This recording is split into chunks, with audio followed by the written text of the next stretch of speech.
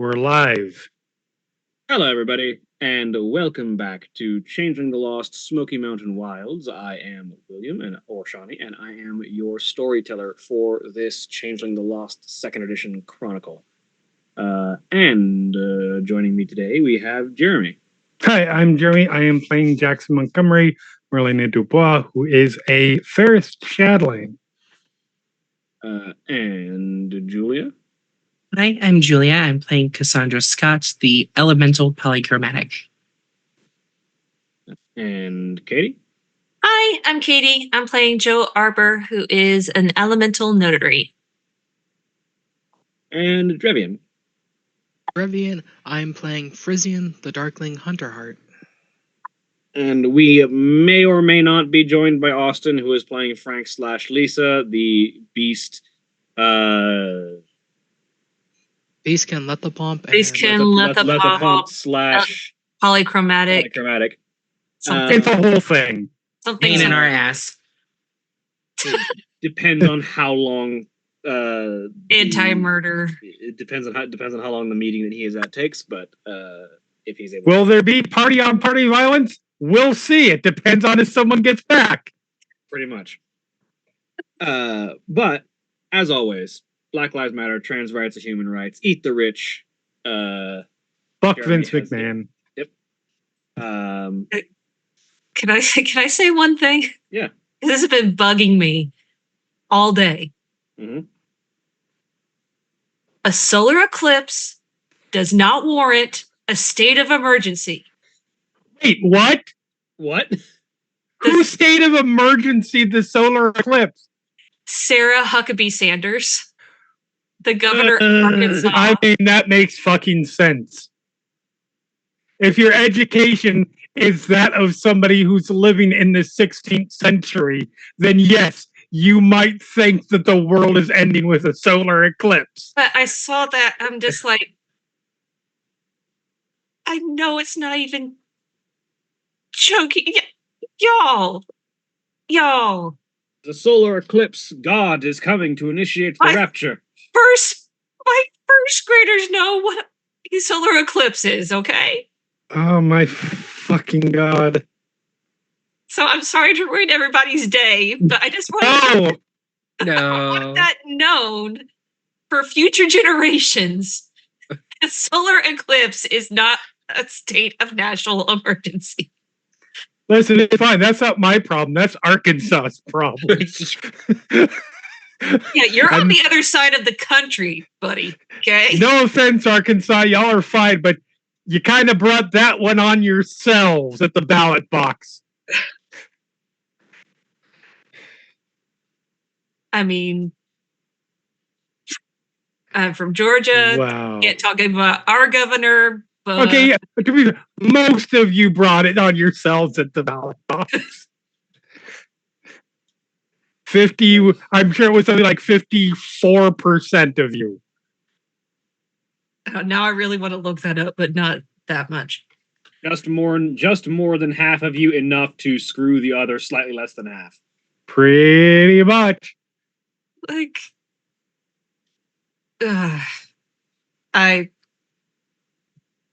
Oh God. No, I don't feel nearly as bad. 62.96% of you it's on. that showed up. Yeah, that showed up. You say yeah. No. It's on everybody that didn't show up too. Let's So everyone that didn't show up that was eligible is at fault. Yes. Yeah. Not voting is a vote not voting is a vote for the option you want the least. Doesn't matter which side of the spectrum you lean on. Not voting is voting for the side you don't want. I mean, not voting is a vote for the winner. Yeah. When it comes down to it.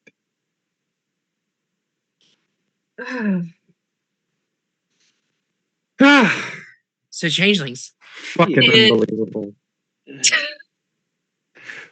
In Taylor, so I think I just upped the murder ante. Oh, it's fine. I've already had like a minor headache all day, so it's. I'm sorry. There's a slight twinge right above my right eyebrow on my temple. So, I mean, now it could have company. but when last we left off, the group had just arrived at Cavalli, at the mysterious black market tailor / armory known as Cavalli's, in the middle of Tennessee for some reason, because you think of Tennessee as a place that has a black market. I mean, everywhere has a black market. Everywhere has a black market. Everywhere. It doesn't matter where. you talk about the fucking Appalachians, okay? There's, you know. Yeah, but there are some places where the black market is just the market. Like, You know, else I could see Tennessee going both ways. but go on. Even ahead.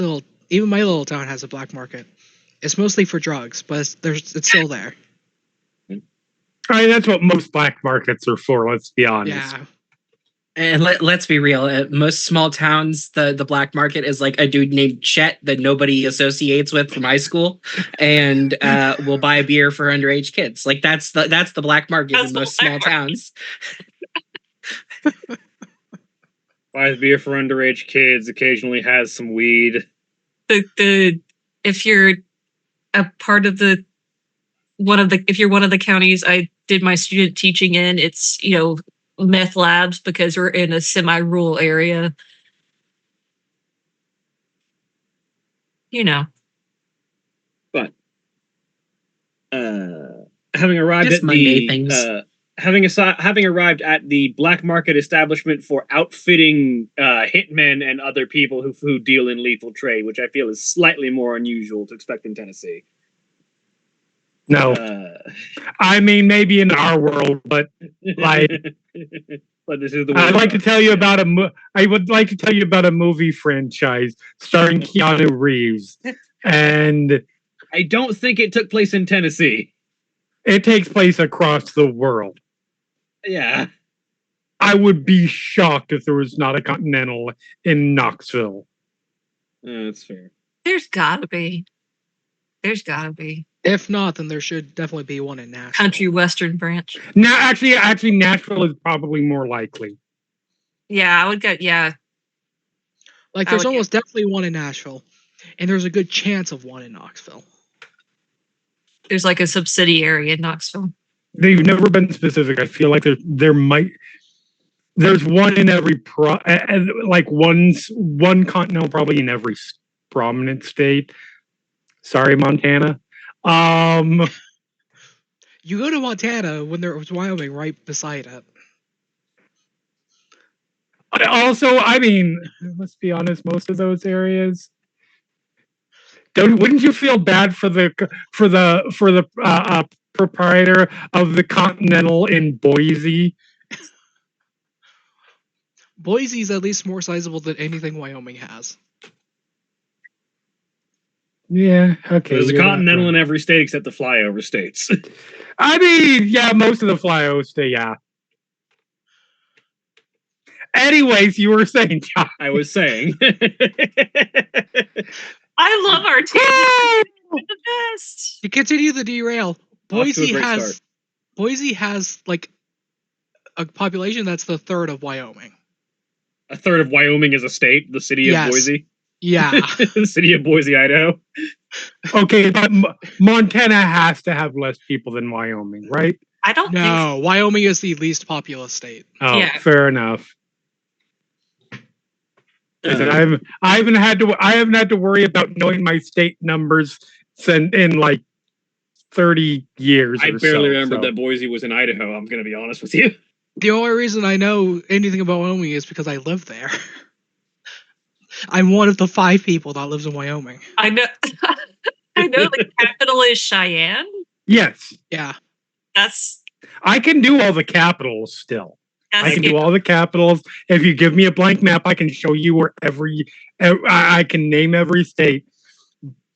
But Okay. yeah, things like populations. I would not be able to pass a U.S. citizenship test, like as a natural Most born citizen.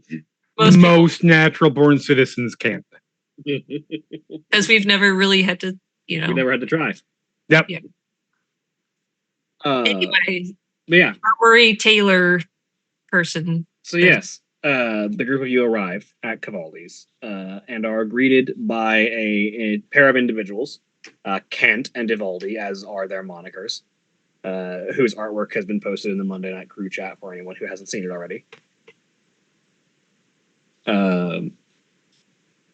The pair of them, Ivaldi greeted the group of you after Kent let you in.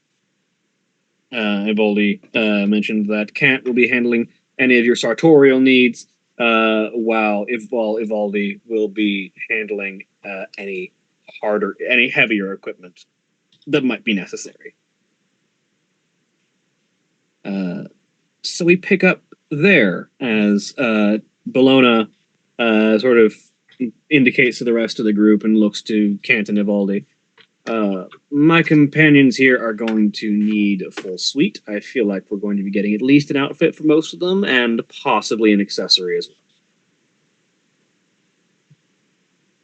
well. And Kent nods and sort of tightens up his vest a little bit, pulls out some measuring tape. Very well. If we can get each of you to come back here one at a time, I will take your measurements and we'll see where we're going from there as far as what kind of outfit we're getting for each of you today. Absolutely. Starting with, we will start with, do I look at my names? So I start with Cassandra. Okay. As Kent takes you back behind a curtain and has you undress as much as you are comfortable with, and begins to take measurements. And as he is doing so, he just casually, in the middle of this conversation, and what style of outfit are we looking for today?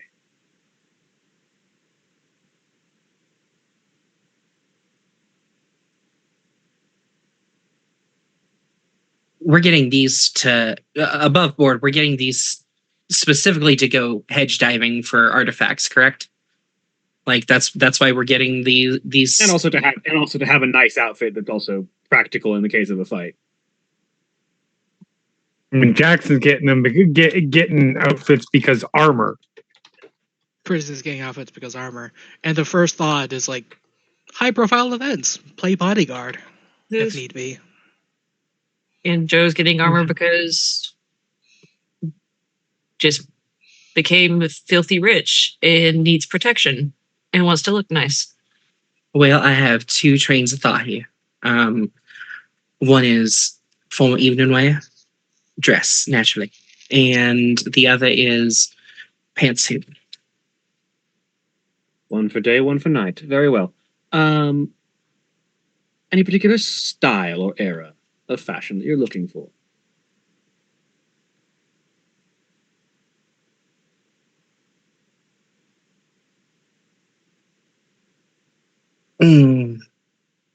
Julia doesn't know enough about fashion to answer these questions.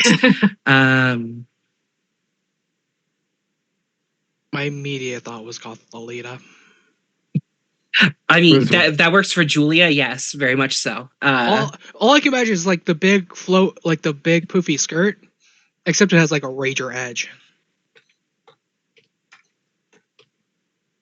I was thinking something in a sweetheart neckline, plunging a little further than. Hold on. I was thinking something in a sweetheart neckline, plunging a little more than usual. I'd prefer it a little bit above ankle length. Provocative but self-respecting. Yes. Very well. And how rough wearing would you rather this be? You get the sense that this is the code question for how much armor are you looking for?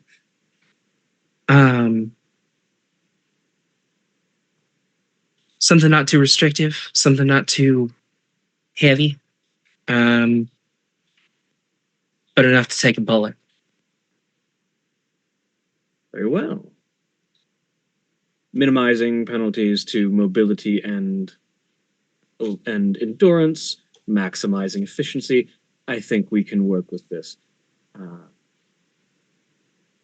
And he takes your measurements and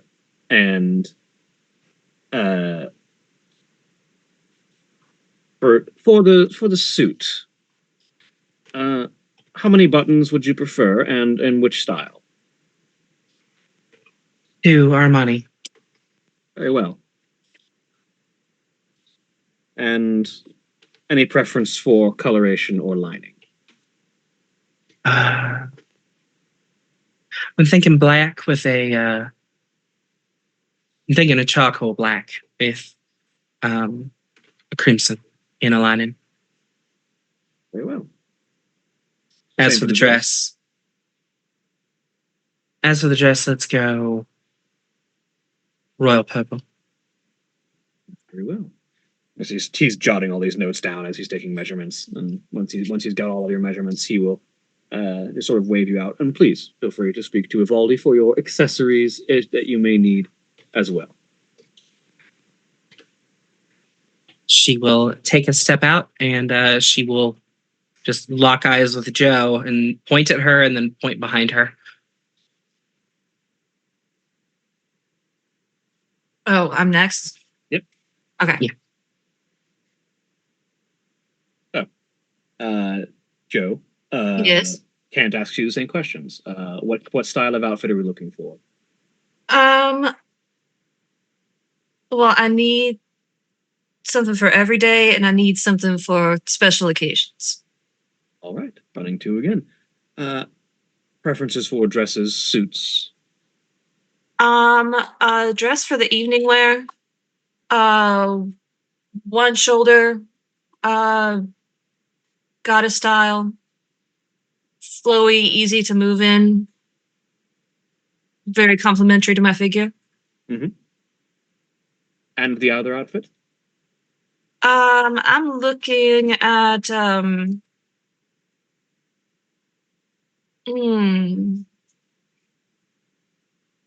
something in a Alexander McQueen pantsuit.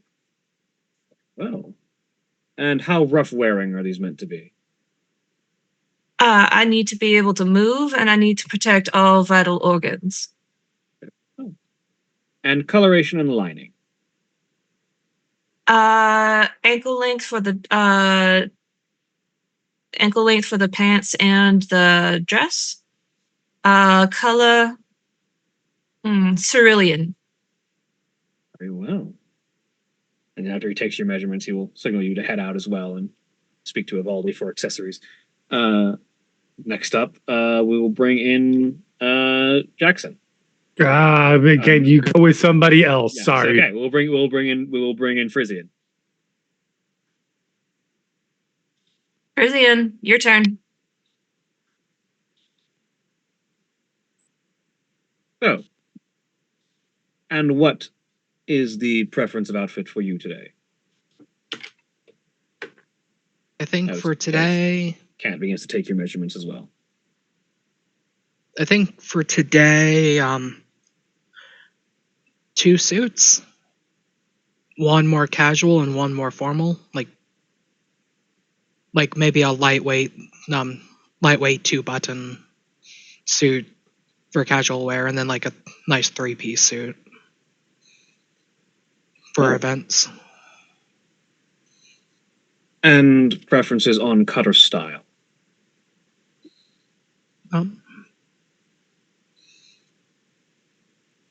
Something timeless, but doesn't stand out a whole lot. Very well. I think we can accommodate this.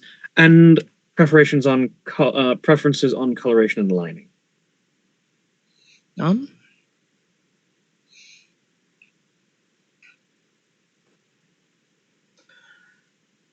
For the more casual one, maybe something warm toned. But probably like a neutral slate, like slate gray for the more formal, for the 3-piece. And interior lining? I have no preference. Whatever you think will work best with. Very well. that. And how rough wearing are these outfits meant to be?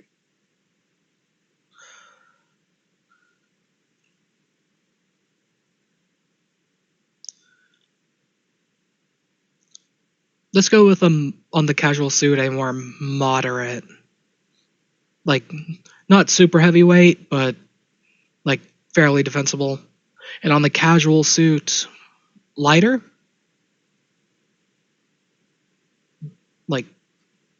Like can take a knife, but maybe a bullet would be ill-advised. All right, so we're looking for lightweight for the casual and moderate for the evening. Yeah. Very well. Please see Evaldi for an accessory of your choice, and we will get this underway. All right.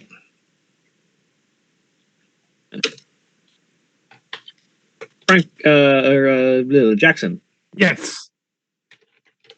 you could join us, and we could get your Yes, and determine the absolutely. style that you're looking for.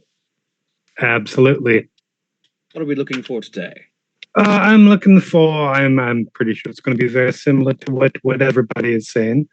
I'm looking for a something good for evening outings.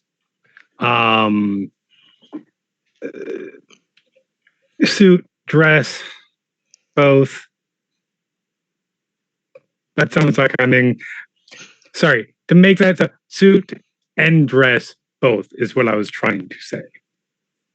Oh, Jeremy has words. Yeah, Um, very well. And preferences for style and cut for each of those. I am thinking for something a good Tom Fordish for the suit. And for gowning, I'm gonna say, how about a Jotunheim kind of thing, or 50 Starlet. That's my aesthetic. Very So well. And how rough wearing are these outfits meant to be? I mean, they're going to get used quite. You're going to need to clarify that phrase. And How durable are we looking as compares to practicality and motion? I am likely to get. I feel like I am likely to be shot or stabbed or hit with a rocket launcher from one of any direction, but including potentially the back. So a durable would be good. I was mostly joking about the rocket launcher. I don't think I am moderately certain that Frank cannot get a rocket launcher. Heavier duty, then. Perhaps at the cost of a little bit of mobility. Yes, I can make heavier duty work. I've done it my whole life. Very well. And preferences for coloration and lining.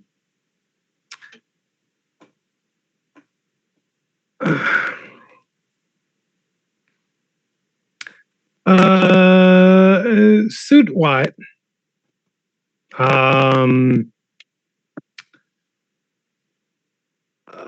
This is where Jeremy's fashion knowledge fails because he doesn't remember what was really the trendy thing in coloration in the 90s.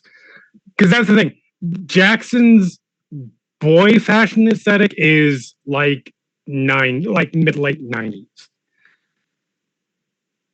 His girl aesthetic is 100% like 50s Hollywood glamour. So, which that's simple. Perhaps a blacks and whites and perhaps a crimson or burgundy for the. That would be good. That would be good for the white suit. That would be just fine. And then for the dress? Oh, sorry. I had said black's always good. Very well. I'll take these measurements and begin preparations for all of the outfits. Wonderful. Thank you, If you honey. could go and join your friends with Ivaldi for the accessories. Of course. The rest of you all join up around Ivaldi's section of the workshop as she leads you into this sort of wire cage, which enters into a well-lit room with all four walls covered in racks of weaponry. All right, now here's where it gets to be my job. My name's Ivaldi, and I'm here to see the accessories that each of you will need for your outfit. Do any of you have a preference for caliber or weight? I'm just going to go ahead and say I know next to nothing about this. Yeah, Ivaldi looks to Bologna for anyone who is uncertain, and Bologna sort of looks around. I'm looking Let's for have- us. let's- Go on. Cassandra, taking a little bit of what she's gathered from Tyr, is just going to say, I'm looking for something quick reload, large magazine, something light, durable, something easily concealable. I may suggest then the Ingram Mac 10, she says, as she pulls a submachine gun off of the wall and offers it to you.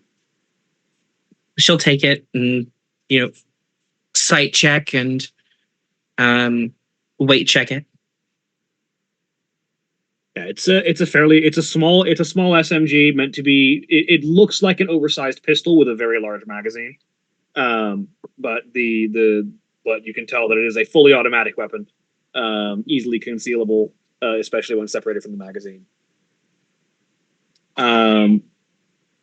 and can very easily be used either in a more semi-automatic fashion or just full auto spray and pray. Very light, very easy to handle. It's the Sombra gun. Yeah, literally. Yes. It literally is. That is her gun. Yeah, she uses a Mac 10. A sci-fi Mac 10, but still. I mean, yes. Let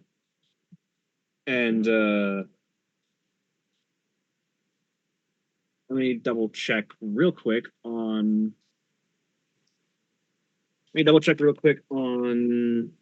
Joe's stats. Yeah, Oh, Yeah. good. like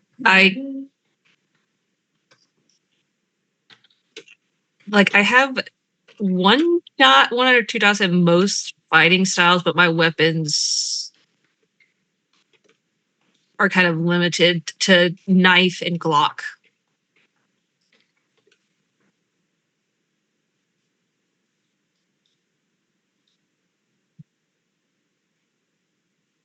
If we could, and so yeah, when Joe seems uncertain and Ivaldi looks to Tyr for reference, Tyr just goes, something with a little bit more stopping power, but still light and concealable. Preferably if you could put a compensator on something a little bit heavier. And then we'll also want a decent bit of cutlery that can be easily handled.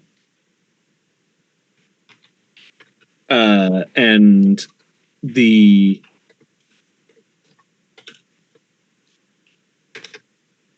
and so Ivaldi sort of looks around the wall for a second, takes a look. Short barrel M29 compensator, she says, as she grabs what looks to be a large revolver, but with the barrel cut dramatically short and seems to be made of lighter materials, different materials than you would expect, and sort of hands it over to you. This packs the punch of a much larger gun, but is smaller, easier to use, and doesn't require as much stability by some of the modifications. That said, it does sacrifice range somewhat. I can make I can certainly make that work. Thank you. And thank you for speaking the language too. And then as for your cutlery, she says as she walks over to a different rack, perhaps something practical, not going to get in the way, but still effective at keeping opponents at a distance. As she grabs what looks to be a walking stick, just like a fashionable cane, off of the wall, and sort of twirls it a little bit, and then twists the head of the handle and pulls out a long, thin rapier, and then slides it back in, puts it back in the catch, and offers it. Cool. Yes.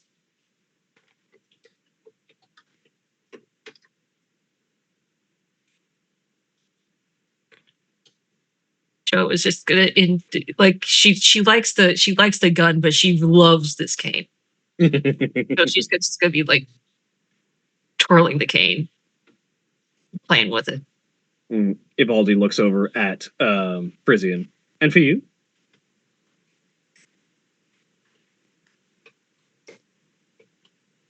I'm not much of a gun person. The idea comes to mind: a pair of gloves with reinforced knuckles. We can certainly apply. He's Irish. We can certainly apply that. In fact, I think I got exactly what you're looking for. Would you like your knuckles to have a little bit more of a kick to them, shall we say?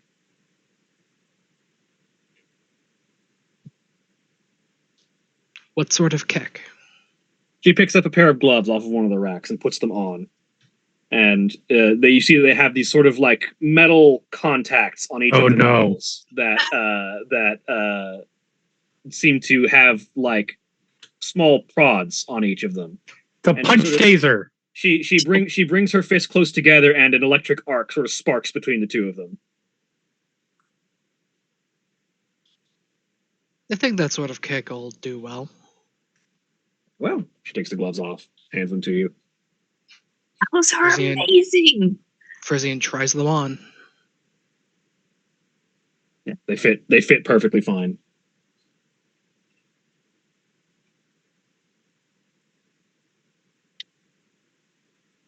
Oh, there's Austin. Oh, There's the back of Austin's PC. Yeah, the webcam is on. Do we have an Austin? There is an Austin. I exist. we started a fight, and I'm trying to kill you. That sounds fair.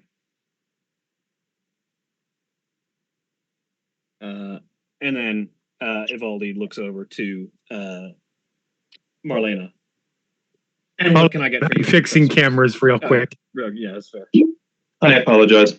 There we go. We're good. Yes. Well, I am. Well, my personality may have the strength of the Hulk. I am a little bit of a Wilton flower physically. So anything that can handle anything that is not too taxing. How concerned are you with visibility in that regard? How do you mean?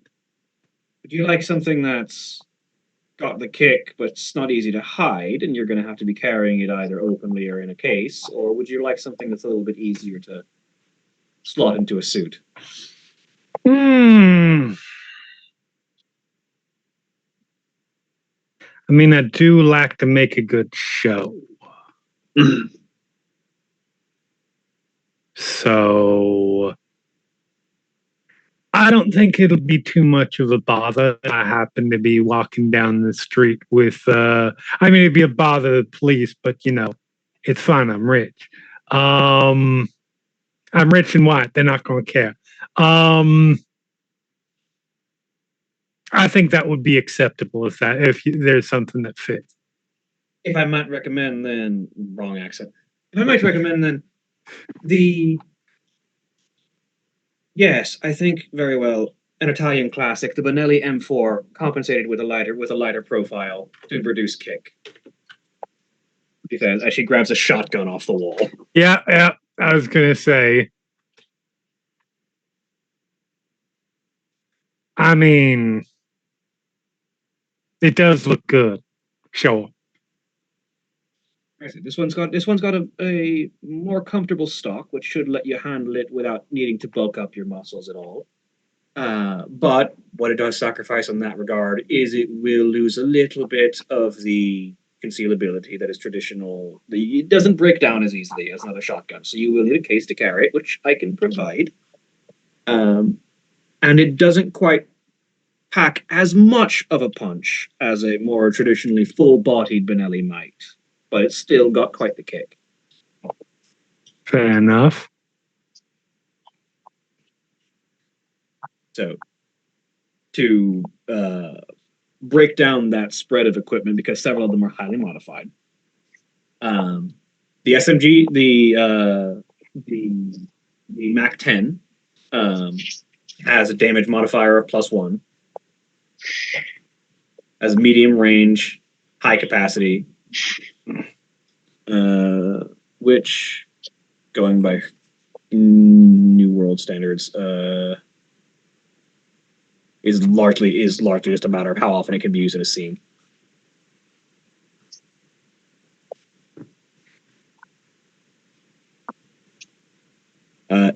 It imposes a -2 to your initiative when being used. And it needs a strength of 2 to be used properly, which you have, and is a size 1, which means it's easy to conceal. The revolver is heavily modified. It does a damage modifier of +2. Its range is medium because it's been compensated. Low capacity, only has a 6-round magazine, as you would expect off of a revolver. Only needs 2 strength, though. Doesn't need the 3 that is typical of a heavy revolver. Does reduce your initiative by -2, and is a size 2, slightly bigger than you might expect, but not that big, not that bad. The cane rapier is a concealable rapier, but it is otherwise a rapier. +1 damage, -2 initiative, 1 strength requirement, size 2, but concealed inside of a cane, and piercing 1, which means it punches through armor. Okay. The taser gloves are brass knuckles, but they have a +1 modifier to your damage, and they have the stun property, which means that if you deal more damage in 1 hit than the target's stamina, they lose their next turn.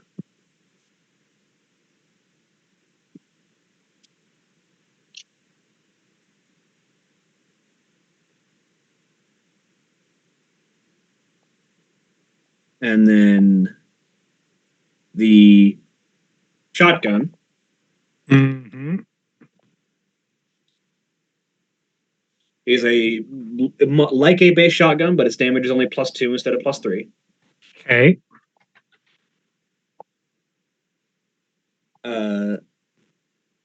Same medium range, low capacity. Initiative is -3 instead of -4. 20, 40, 40, 80. Initiative is -3. Strength requirement is only 1 Okay. because of how much it's been stripped down. Size is still 2, Okay. and it does still get 9 agains when you shoot it. Okay.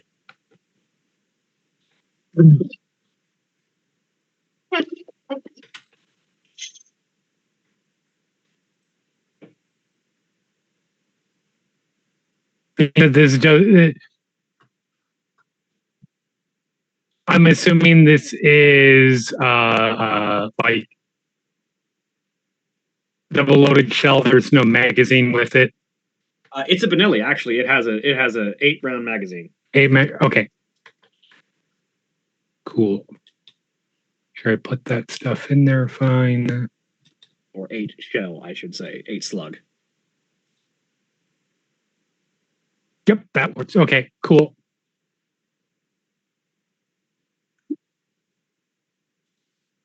Dope.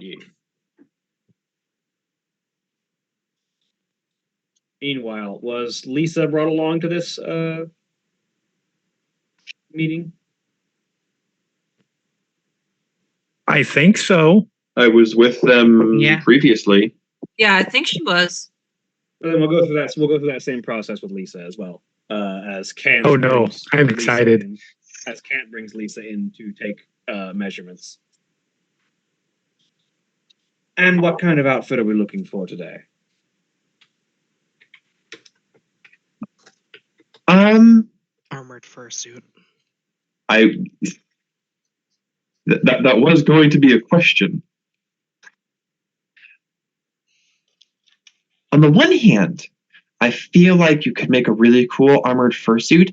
On the other hand, I don't feel like it's actually going to be that hard to conceal armor under a fursuit.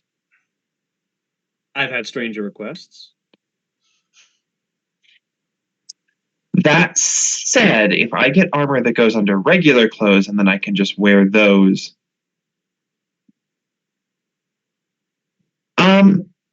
Here, and she'll instinctively sketch out a basic sewing design that is for a like 1920s era, typical like white button-up shirt with the thicker material, suspenders, and pants that has an odd feature that allows the waist of the pants to roll out into a skirt.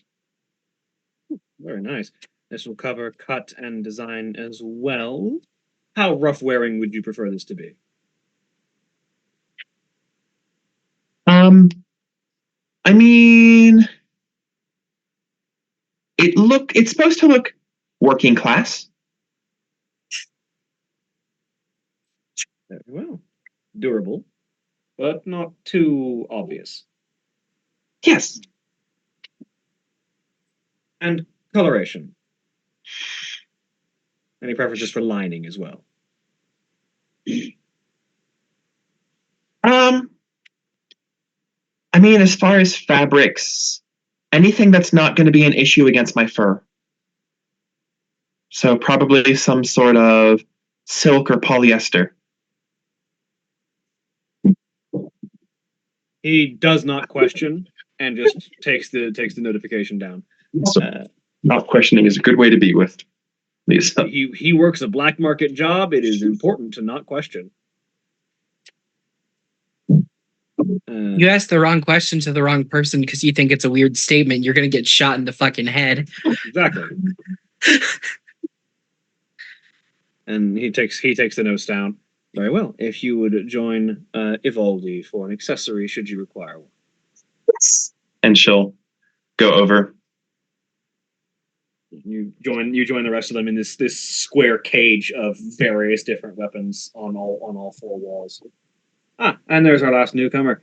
What would your preference be? She says, as she sort of indicates to the walls.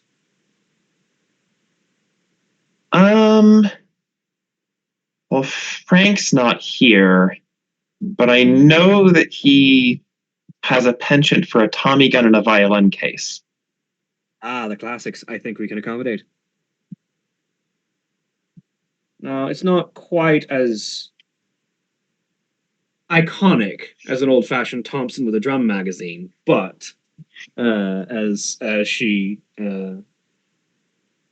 grabs a rifle off of the wall, the Stare Og with an extended magazine is a perfectly serviceable marksman's rifle and has capacity for high volume and precision fire. But could we add a drum magazine for looks? We absolutely can, she says as she begins to fish through and find a drum magazine that's sized for the rifle. And a violin case, of course. Absolutely. So she looks at it. Maybe we need a viola case. A little bit bigger, aye. Or a trumpet. We'll find something for Or a trombone. Frank plays a lot of instruments. Whatever case it fits in, he'll play the instrument too. She finds an instrument case. It is a viola case, as it turns out. That this thing fits. And the assault rifle is a 3 damage weapon. Let me hunt that down. Yeah, it's in the hurt locker.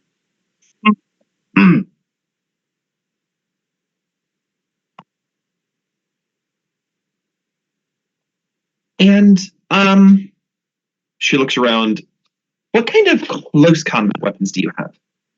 Well, what would you prefer as far Irish? What would you prefer as far as cutlery? Something up close, something sharp, something blunt?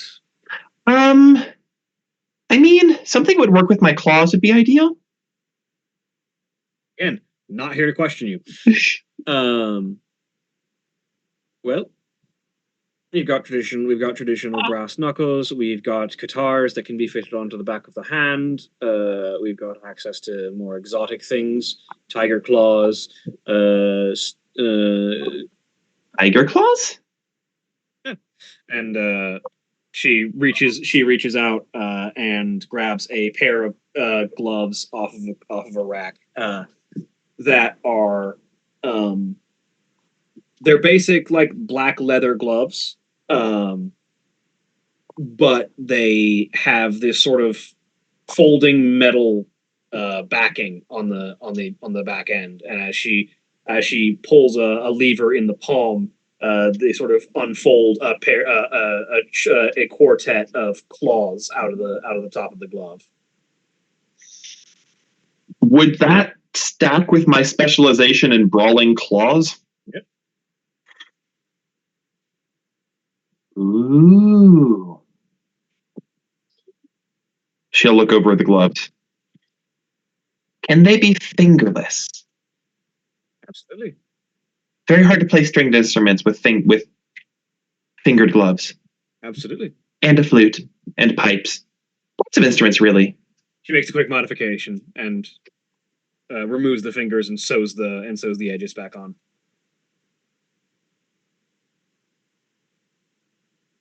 Lisa will happily take. How concealed are the claws? When the claws are not extended, it just looks like a metal plate on the back of a set of fingerless gloves. Could this plate be anodized to have a rainbow sheen? I think we can manage that. It's just a concealer.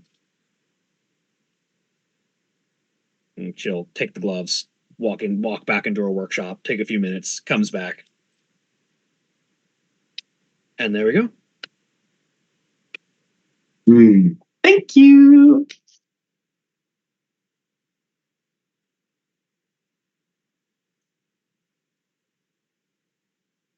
And with that being the case, I believe all of you have measurements and precision laid down. Knowing Kant and the size of this workload, I think you'll be able to pick up your new outfits tomorrow evening. Oh, Fantastic. that's amazing. Thank you. And feel free to take your accessories with you. As she looks over to Bellona and is like, "Is this being handled in the usual funding?" And Bellona says, "Actually, this one's an independent funding project." As she looks over to Cassandra, "Shall we handle this?" Yeah. Let's see what the damage is. Go ahead and just roll me I am your- 100% paying for my own. Thank you. Very much. I will pay you back. All three of you roll your resources. None of you will be unable to afford this. I just want to see whether it even registers on your income.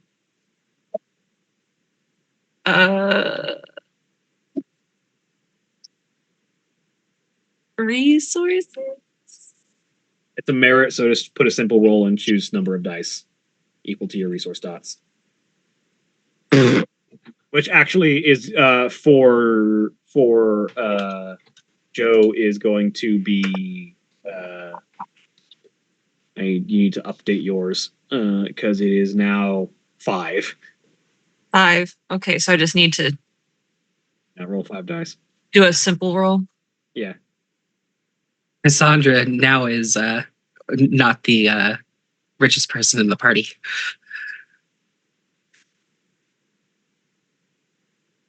She inherited an entire family's wealth. That's true. That's true. So yeah, between the three of you, this doesn't even make a dent. All I can imagine is at some point Cassandra's like, at least I made my own money. You other two came into yours. No. Honey, I earned like, mine by years of my reputation being torn down. That was my earning. I'm sorry. Anybody in this motley who has money has earned it because they spent time in fucking Arcadia. Damn Skippy. No, I earned mine.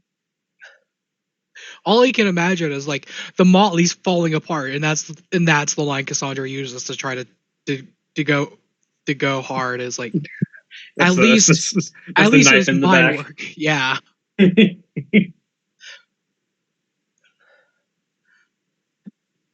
So yeah, you pay for your outfits and are informed that yes, they should be ready tomorrow evening, and you are free to take your accessories with you as you leave. Fantastic.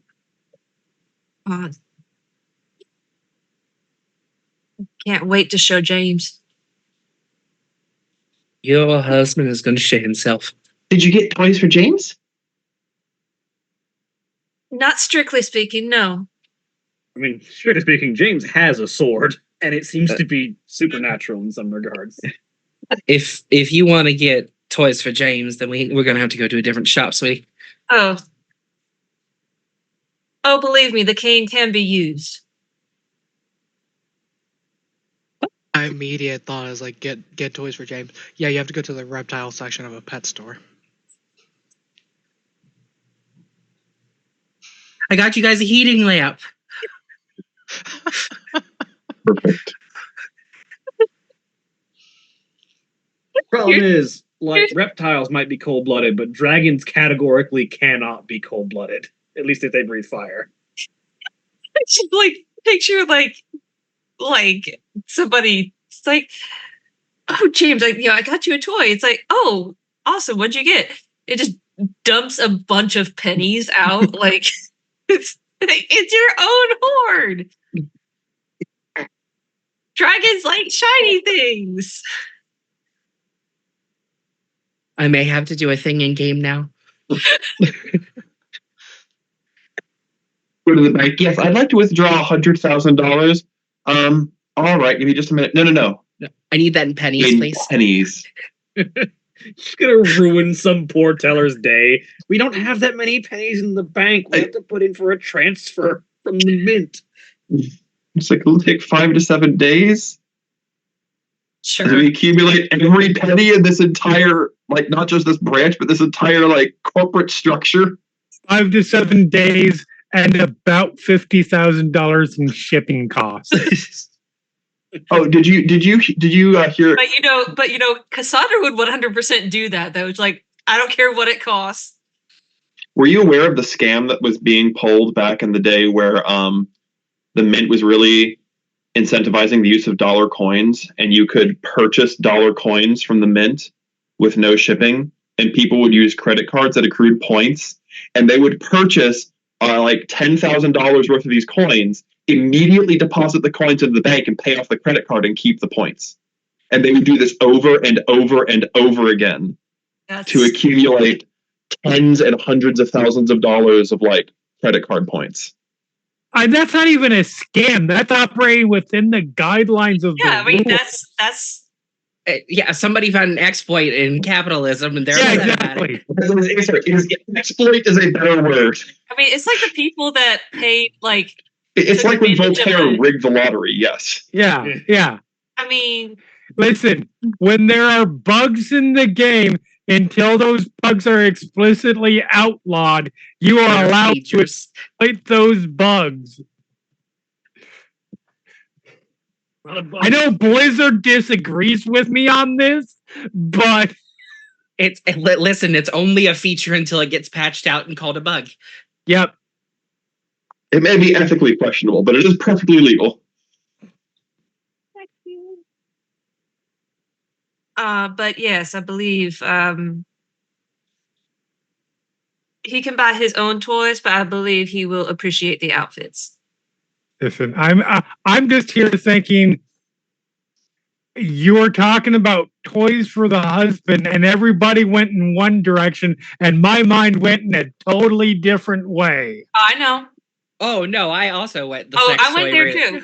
That's why I said the thing about a cane.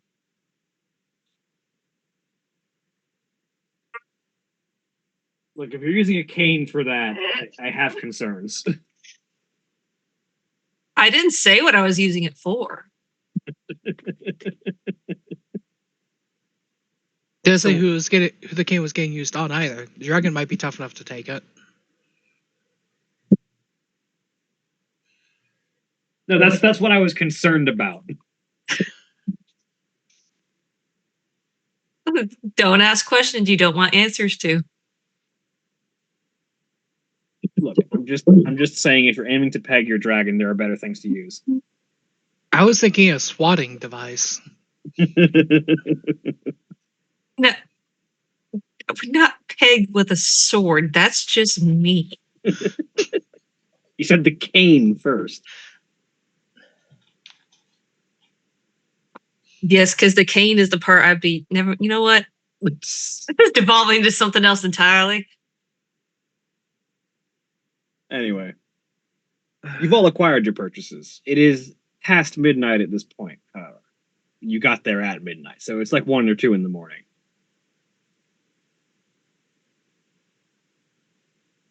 Where are you headed? Home Mhm. for me. For Joe. Anyone doing anything other than getting a night's sleep? I don't think so. Not for me, anyway. I got to figure out where I'm sleeping. You sure do. I mean, we can sleep after, but yeah, nothing too crazy outside of a normal night. Mm-hmm.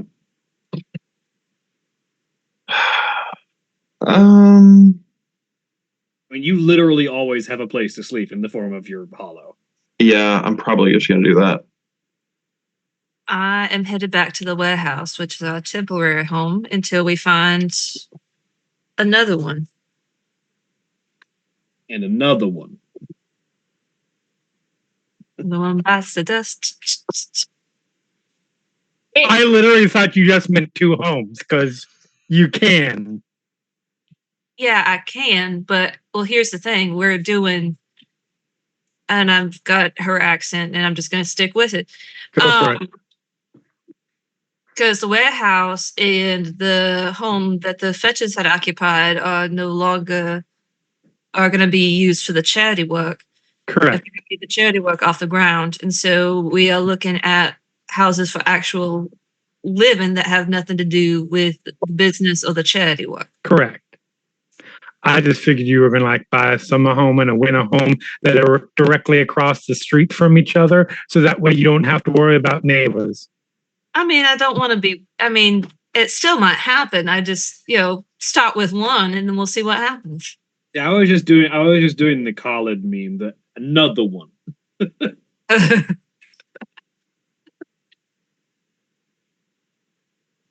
I just like the idea of, all right, it's May. Let's move to the winter or to the summer house. Go across the street. Hire a whole moving company to really make it a production. Well, shit! I forgot something. Damn it! Walk across the Off the street. Do what my grandparents did and be like, all right, let's retire. Let's buy 7 homes in cash so that we can have a passive income now that we don't have an active one. No, see, I don't want to be a landlord. I just want to. I want a nice house. I don't wish to participate in capitalism, period.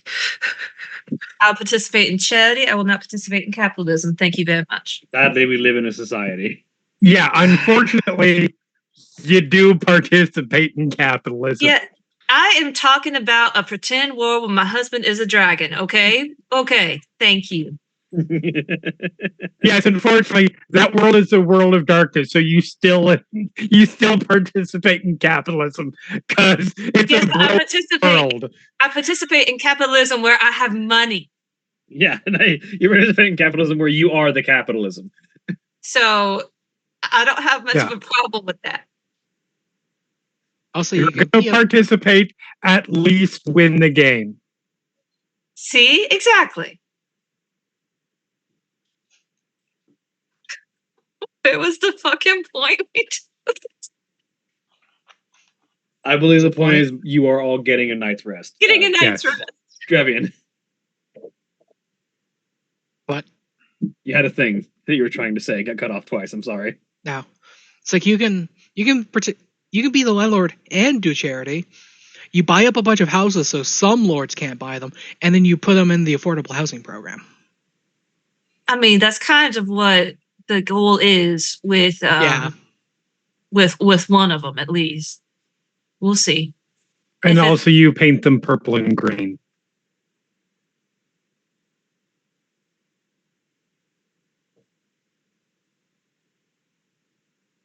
You buy now all I can imagine is you buy a row of houses and you just paint them in rainbow colors. I feel like I have to ask why. Because then you're buying really nice homes and you're painting them purple and green. Why would you not? I mean, yeah, go nuts. Why would you not turn an upscale neighborhood into Jokerville? I was just saying maybe buy like a whole row of like 10 houses and just do like a whole rainbow of colors. Right across from a Westboro Baptist church. You say A. No, in that case, you just buy the church out from underneath them and evict them. And you turn that into affordable housing. Into a wayward home for LGBT youth. Abso-fucking-lutely. But you all head home. Yes. And your various homes. Some of you go to specific houses. Some of you go just wherever. And you all get a night's rest.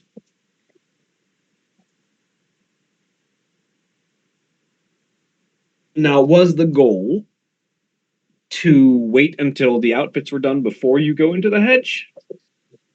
Yes, I believe so.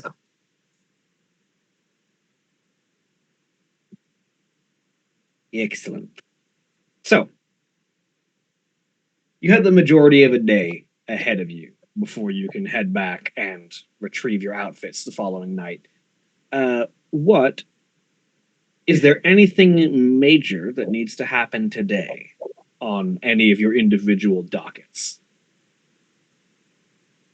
I mean, Joe's gonna look over. She's gonna take notes and gather notes about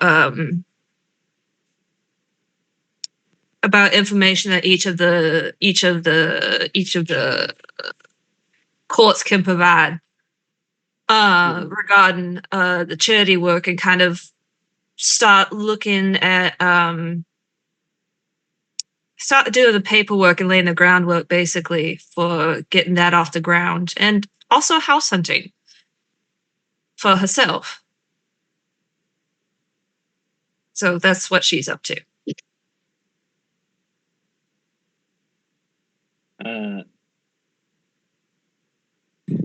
So yeah, you make progress on both of those ends. You already have most of the notes of what the courts can provide, so it's mostly just a tabulating kind of thing, and looking for houses. I mean, if you look specifically, it's very easy to find houses under Briarius Consulting if you're looking for them specifically. Around what? Under Briarius Consulting if you're looking for them specifically. I mean, since we already have the connection, might as well. My axes are going wonky. So we might as well. It's fine. Mine were doing that all night last night. It's the one accent. It's one accent, Katie. Come on. I couldn't hold a London accent for the life of me last night. I no, because I did a play reading recently where I was in a British accent and I just got going in it and then it just wasn't going to stop until I made it stop. But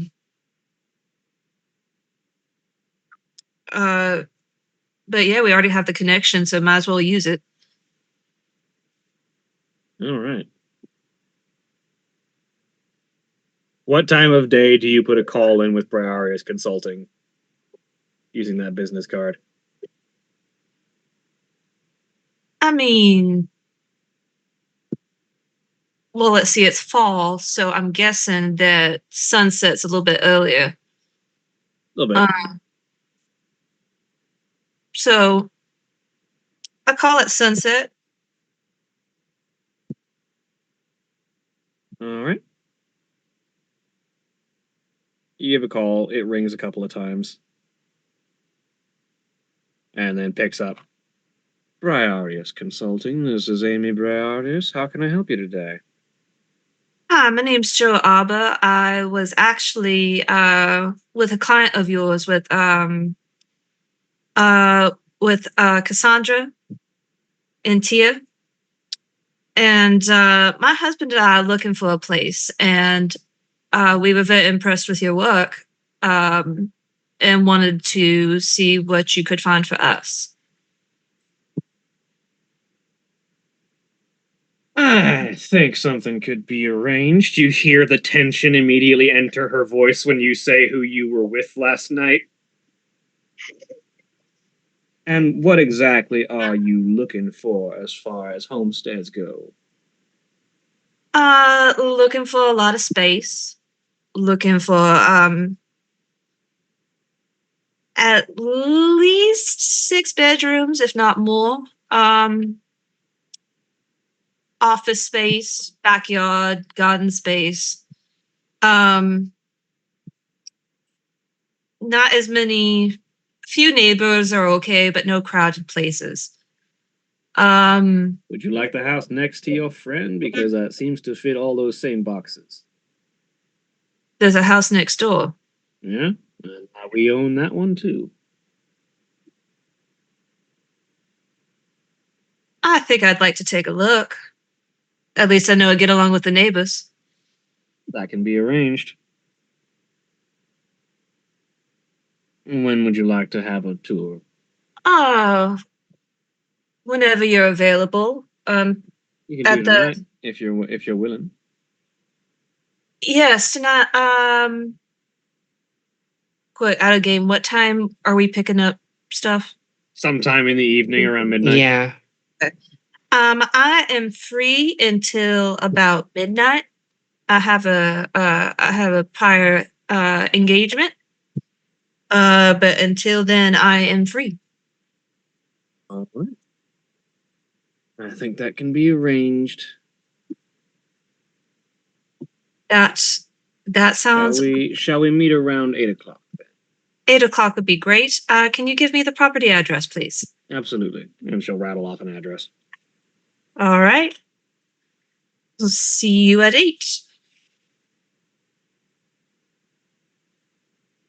And then Joe is going to end the call and then text Cassandra. It's like, hey, we might be neighbors. Series of question marks.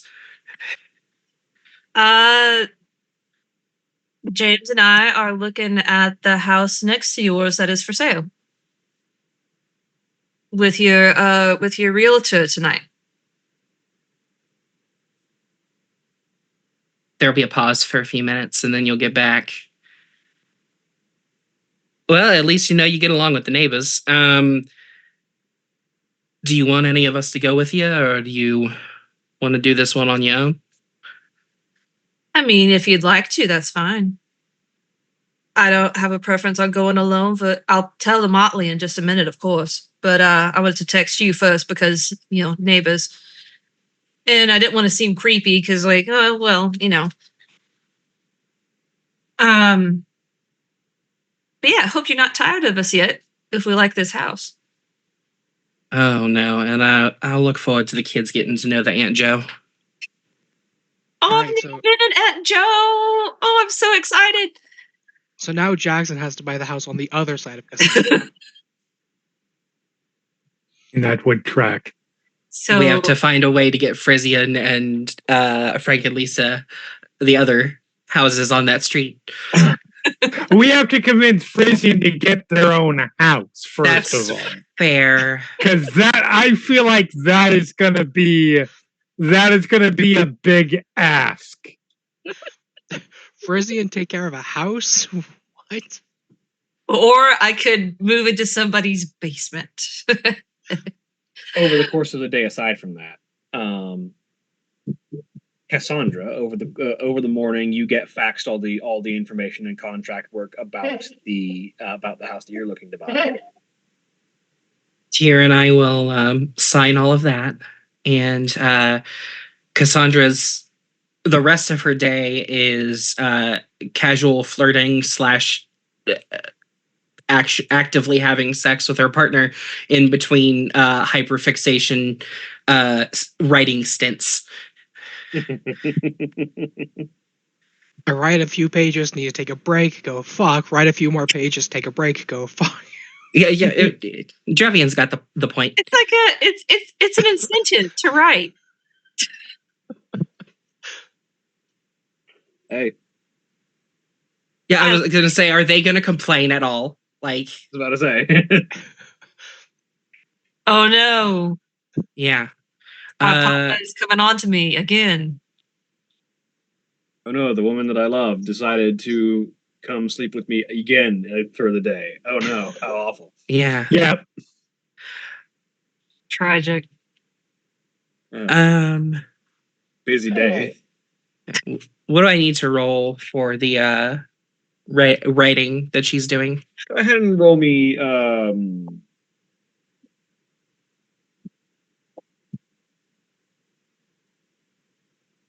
What style of writing would you say this is? Oh, this is fiction. And are you going for like a specific genre? She's doing young adult fantasy. I will say in that case, you're working on more of a pathos side than like an intellectual or ethos side. So we're gonna go on wits and expression. Can I put a willpower into this? Roll at 3, 4 successes. You get some damn good work done. And how? Yeah, at some point throughout the day, she's just gonna say to Bologna, "You are a damn good incentive." All I have to say. This is as Bologna's like having like just a bit of coffee in between. Hey, you're a good distraction.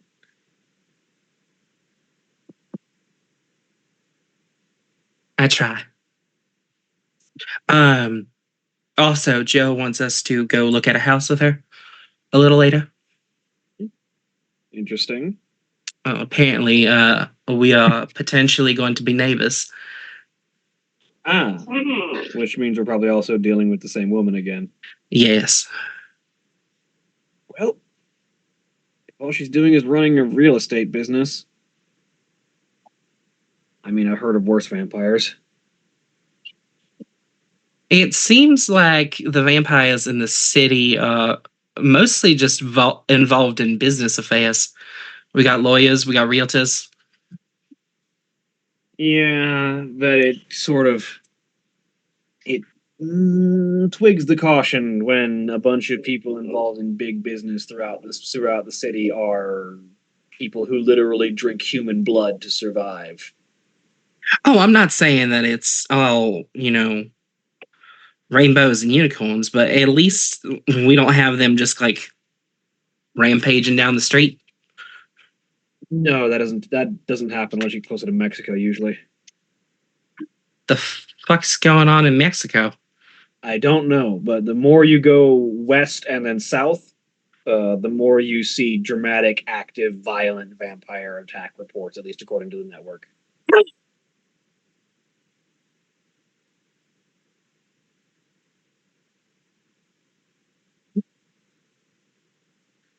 I don't have anything witty to say about that.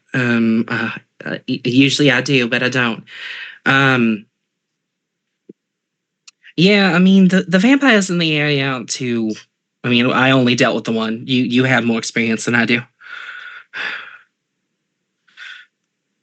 Vampires are the most common thing I have to deal with. Not like dramatically common. It's not like every week I have to kill a vampire. But Yeah, I was about to say you've not been called in on anything lately. How's all that going? How much are you allowed to tell me? I appreciate that I have been not needed for a while. Investigations are ongoing. We're keeping tabs on things. I only get called in if something needs to die.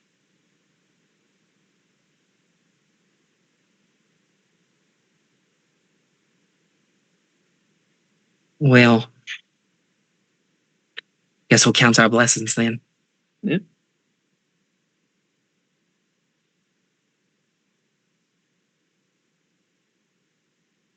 In any case, I honestly forgot what I was about to say.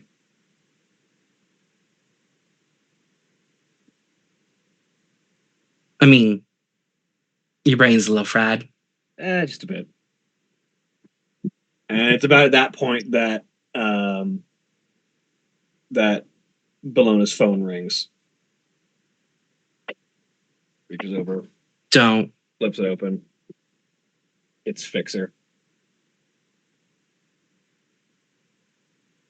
Click. Hey, Fixer. What's up? What? That's not some. Are you sure? Okay, I'll be right there. Close.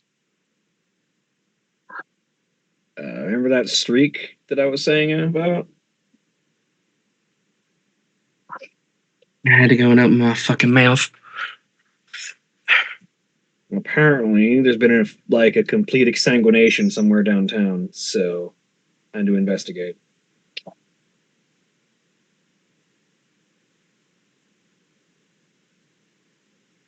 Okay. I know you can't.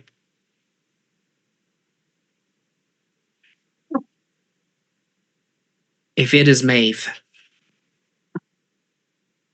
It doesn't sound like it. It sounds like it was a guy by the report.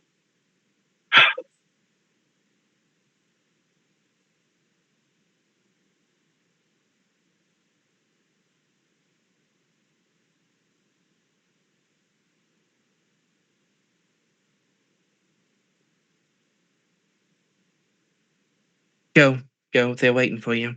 I'll be back. You fucking better. I'm not gonna run into anything in the middle of the day. It's gonna be. I'm there for security and to keep people out of the way. Fixer and forensics are going to be doing most of the work.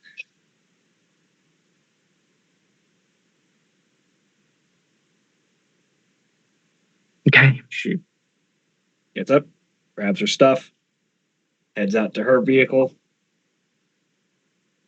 He gets in. You hear it start up.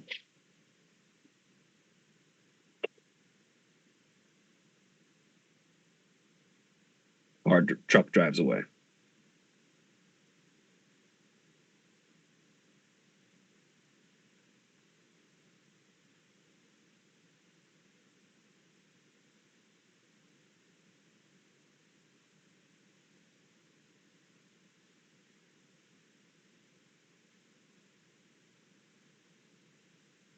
Meanwhile, anyone else have anything major on their docket for the day? Not hugely.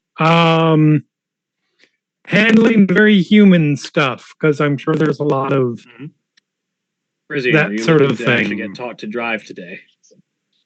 Like Frisian would be expecting a text back from Andrew about what looks like magic on the walls.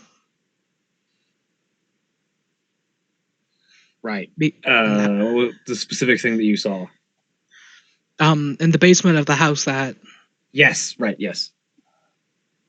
And yeah, you get a text back eventually during the day. That that looks like hedge magic, not the kind of stuff that we do. It's something different, related, but not the same thing. The kind of stuff that anyone can do with enough knowledge and enough blood.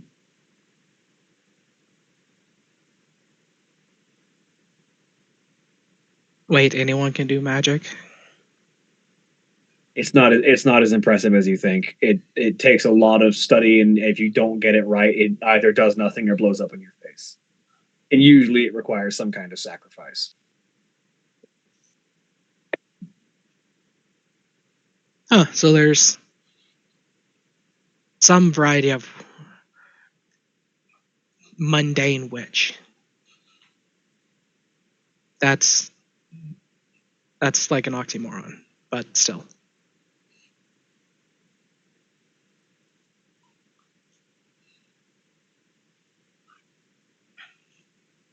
It's usually not as powerful as the stuff that we can do, but there's a lot of different kinds of magic.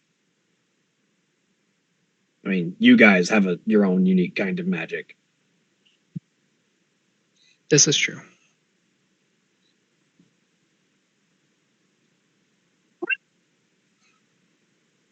And then, while I have you, I am free today. You'd offered for driving, teaching me to drive, and Oh, yeah, absolutely. Yeah, let's do that.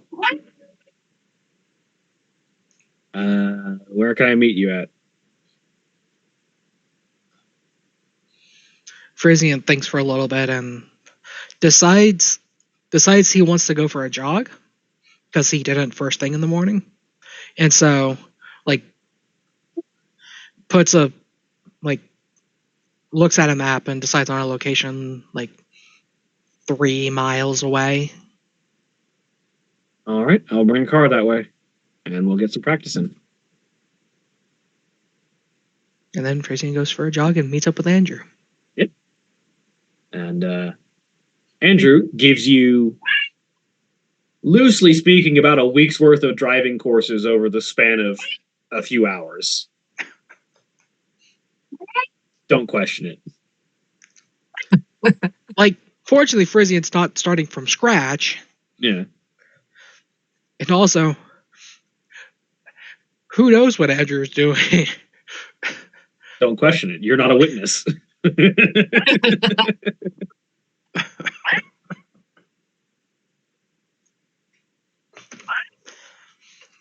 But importantly, does that justify spending experience to gain a Yes, dot you of absolutely drive? can spend experience to gain your drive dot. Fantastic.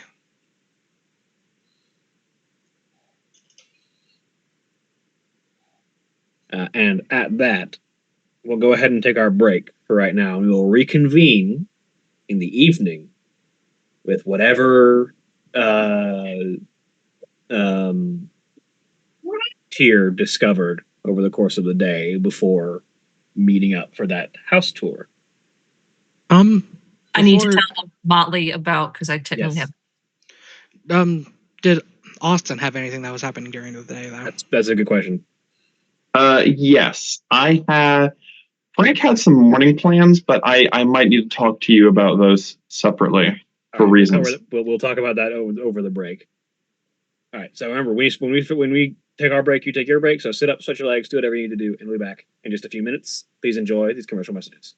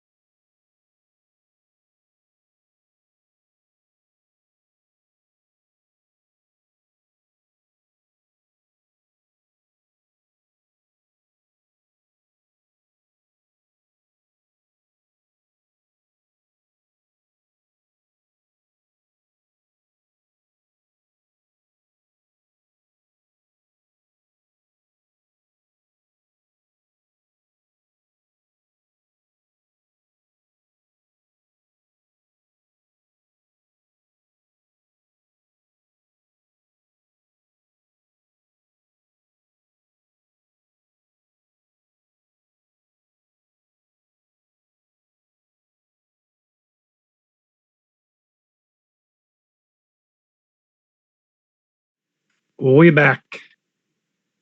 Welcome back.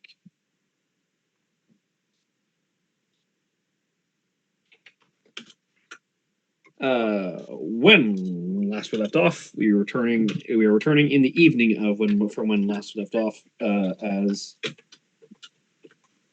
later in the evening. The truck returns to the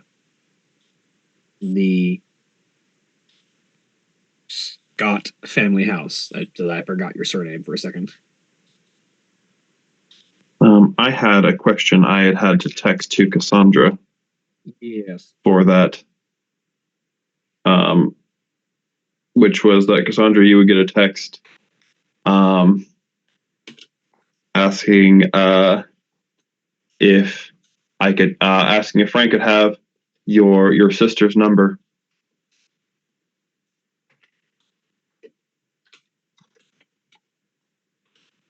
Is this for Lisa? Lily. Is what you'll get back? No, like is does Lisa want the number? You text back trying to get a hold of Tangle. Gotcha. I was about to say because Lily's a lesbian, and she will send off Lily's phone number. Response and taken. That doesn't necessarily always. I'll leave that alone.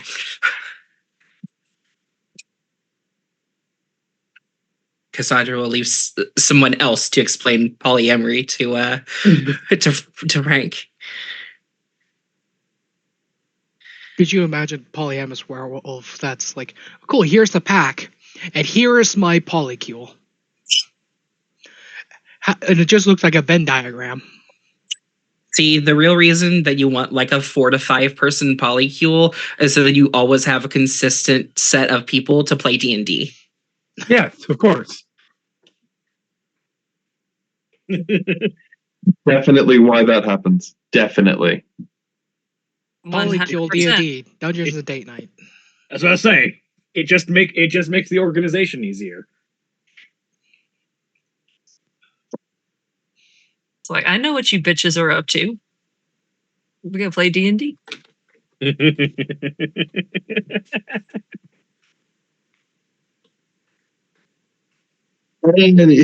Yes. So Frank will text Lily and see if and ask either for Tangle's number or if Tangle is interested in. Hey, actually, just at hey, is there a way I can get a hold of Tangle if she's up for it?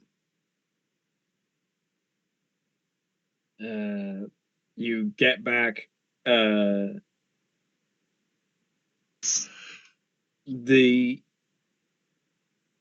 you get back the text. Tangle doesn't really have a phone, but give me a sec. And a few moments pass, and you get a phone call from Lily's number. Answer. Hello. Hey there.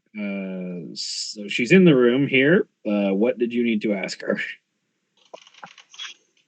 Just checking to see if she'd be interested in hanging out and maybe showing me some more of her spices and cooking. There's a silence on the line for a minute, and the moment later, Lily comes back. Yeah, I think she'd be up for it.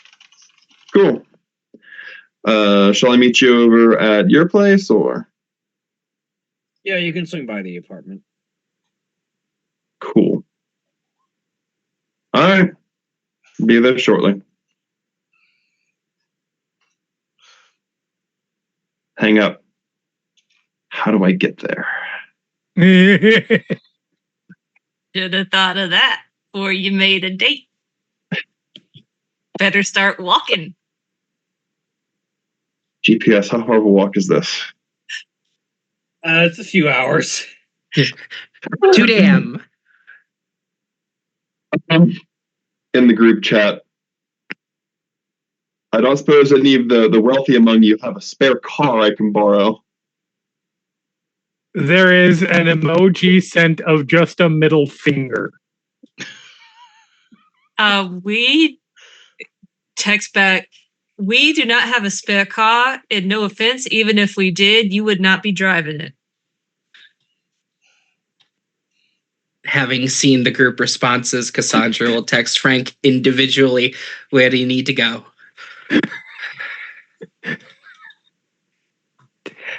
I'm sorry, I'm an asshole. What can I say?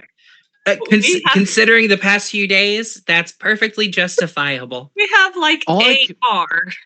All I can imagine is like Frisian gets this text while learning to drive and instinctively like goes to reach for the phone, and I'm just like, no, ignore that for now. It's like, You can look at the phone later. Hide in the road.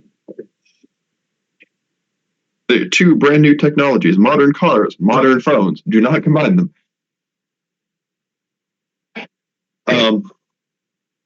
Response back, your sister's apartment. Maybe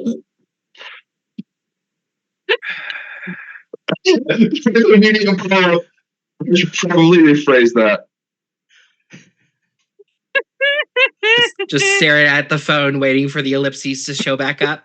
I'm going to hang out with the pack.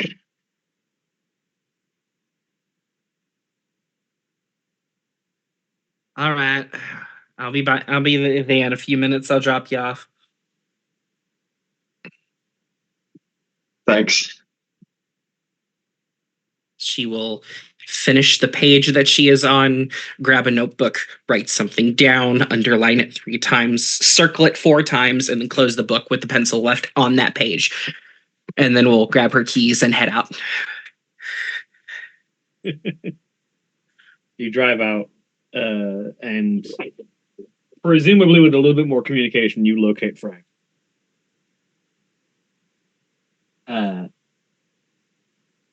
And with Frank's direction, you are able to drop him off at the PAC's abandoned apartment building. Just gonna look at that.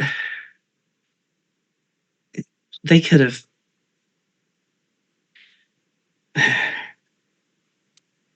She's her own person. She's her own person. She can do her own thing. She's an adult. She can do her own thing. Have fun doing. What are you doing here, Frank? Mostly hanging out with Tangle. She has a way with spices and food. Real straightforward, honest person. Can I give you a bit of advice? Sure. Don't piss her off. That would seem to be inadvisable given that she's about 2 feet taller than me and a whole lot more everything else than me. You nailed it on the head, buddy. And if that wasn't enough, she's got friends. Yeah, that Morgana is. All right, well, you're here. So have fun. Really might want to say hi if you want to stick around for a minute. Since you're out here. Actually, I could really use the distraction. So she will follow Frank in. You make your way in. You enter the PAC's floor that they have basically made all to themselves. And upon arrival, Frank is welcomed in. You see Tangle is like just sort of curled up on like one of the throw pillows, watching whatever the rest of the group is sort of sitting down and watching. It looks like it's mostly just a some form of like trashy rom-com. FYI, I know there's not much you can do about it, but you are echoing. Yeah. Let me check the noise gate on my camera. am already talking away from that direction. I know. I gotta say it. Yeah. Well, I might be able to do something about that. We'll see. But If I don't, I will feel bad for Elle trying to.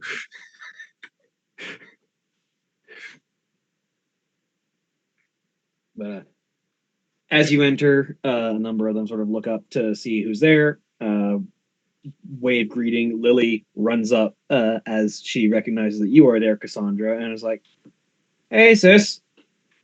Hey, was in the neighborhood, she will say, pointing at Frank.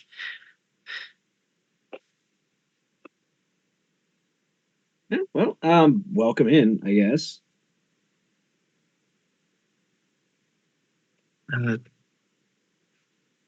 Interesting place you got here.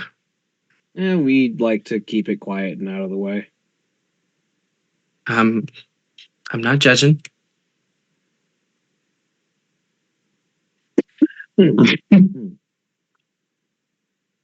Frank at this point will have completely forgotten that Cassandra exists and just kind of goes over and plops down obviously next to, but respectfully distant from Tangle,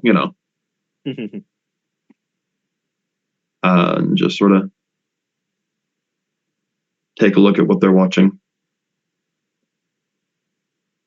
Tangle is currently in humanoid form, but sort of curled up like a dog on a throw pillow.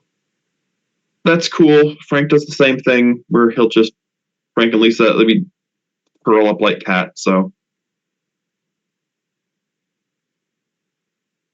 Yeah, Cassandra will lean over to Lily.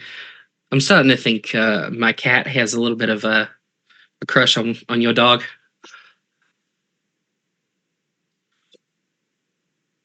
Lily looks. That over. was whispered. Lily sort of looks over. I mean, it's kind of obvious, yes. The thing is, I don't know if she's aware of any of that. She's not really good at the whole human social cues. Oh no. Oh, it's like watching every girl who. It's like watching every single fucking girl in high school. Well, he can have fun with that.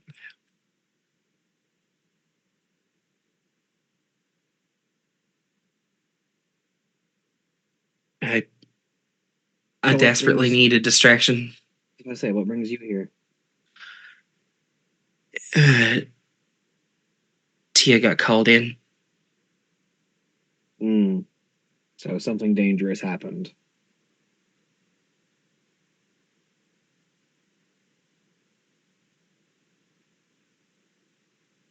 Any idea what?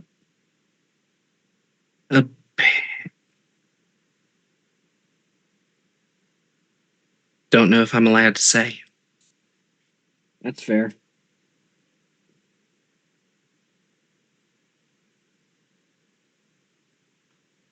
She'll just kind of exhale and like the toddler stomp tantrum. She'll do like 3 of those. Somebody got exsanguinated completely. That's unusual. I know. Normally, vamps don't like to drink everyone dry because that draws attention.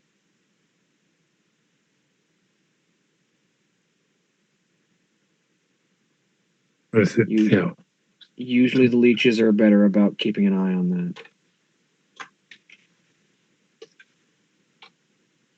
I don't know. All I know is that he doesn't get called in unless something needs killed. So this is going to be...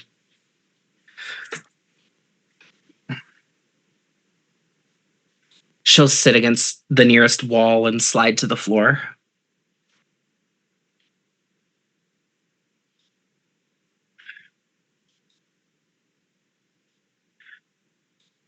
Feel like this is worse than being a cop's wife.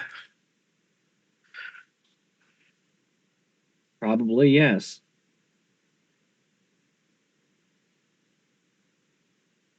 I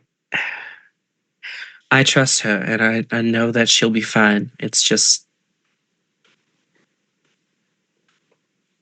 can't get over worrying that I have to tell my kids in the morning that their other parent's gone.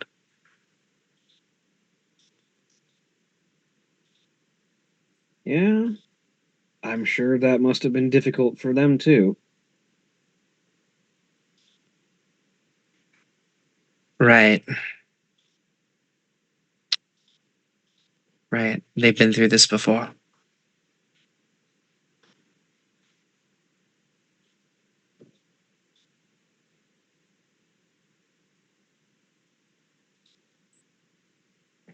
I'm gonna be fine. I just need to be dramatic about it for a while. Hey, I understand. And if you need to be dramatic about it around here, you are more than welcome. But I will say, if they come back home, it might be nice to see you there.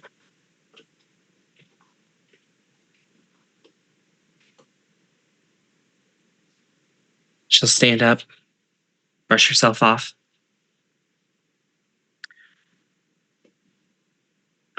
Thank you.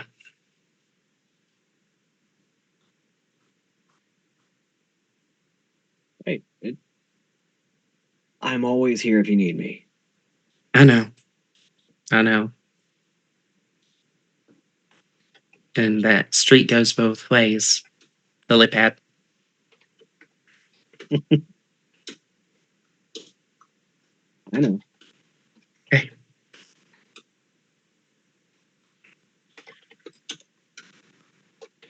All right. I'm gonna go home. I should be able to get the kids off the bus and make dinner, and hopefully Tia will be home soon. She'll hug her sister and see herself out. Head home.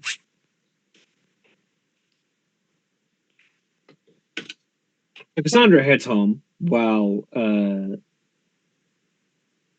Frank watches trashy rom-coms with several other members of the pack sitting next to Tangle.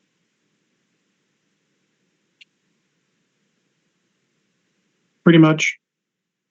It seems that the girls had elected for a bad movie night. Frank can appreciate that.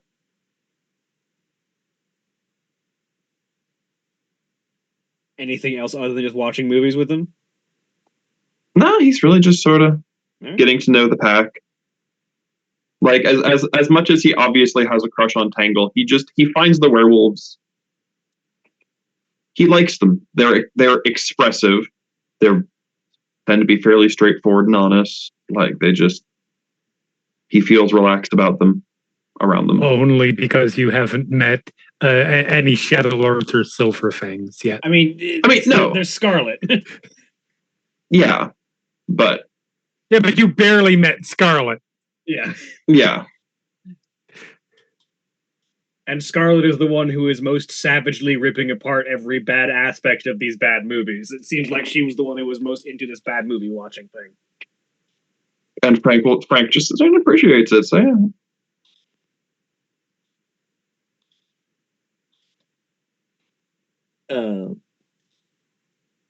But while that's happening, Cassandra, you get home a few hours before you and Tyr would normally need to go and help Joe with the house that they're looking for. And after you get the kids off the bus and get dinner made is when Tyr's truck pulls back into the driveway.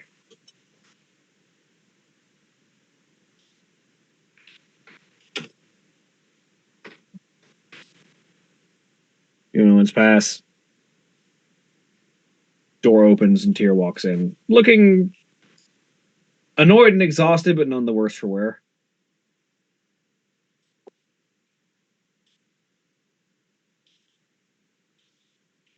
How did it go?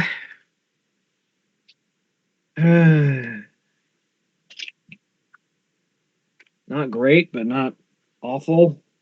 I mean, not every day you find a guy juice boxed, but She'll walk back into the kitchen. Kids, Your mother and I are going to step out on the porch and talk for a minute, okay? Okay. When you're done, put the dishes in the sink. Yeah, it's fine. And she'll head outside. So that's it? You don't have anything else? Well, that's not all of it. They wouldn't normally call me in for just one of these. Apparently, this has been a running thing that's been going on. They only just called me in because apparently it's becoming a pattern.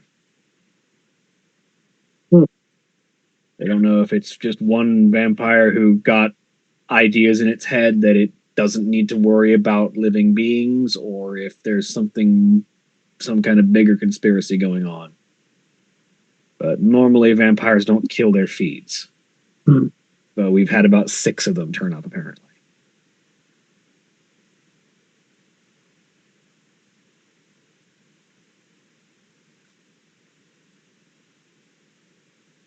Fuck.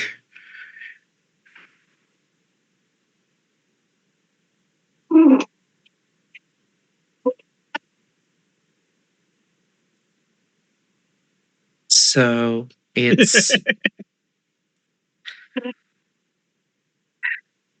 so it's just getting worse, is what you're telling me.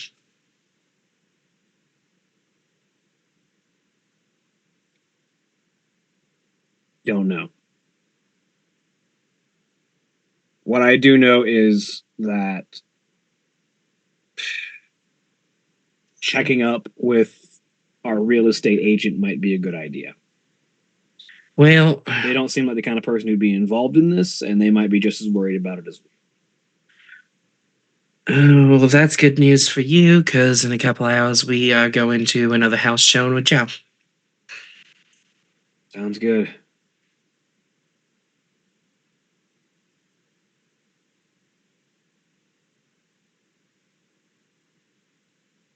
You know that I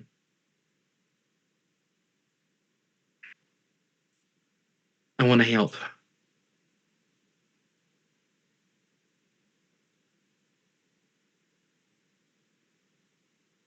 I'd rather not get you thrown into this, but I honestly don't think I can stop you at this point.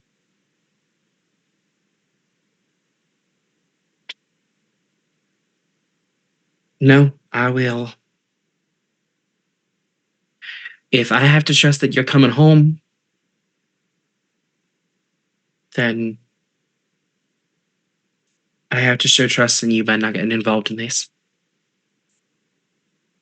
My biggest concern isn't the immediate threat to your safety, because I know you can handle yourself.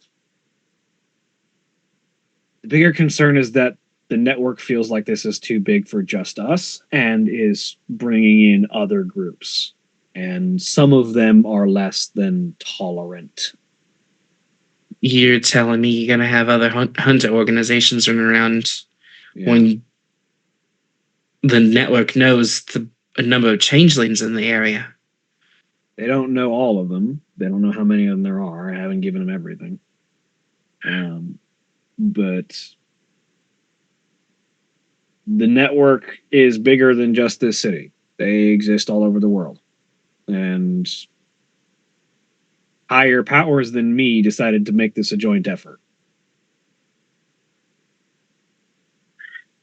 And I frankly do not want you running into a member of Ashwood Abbey, because I don't want you to be eaten.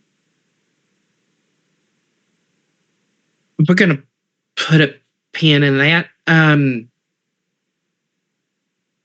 Do you remember... Some people who wander the night might be totally human, and I would still call them monsters. Do you remember the rules of our pledge? That I would not allow any harm knowingly to come to any changelings until I had been in and out of that commons.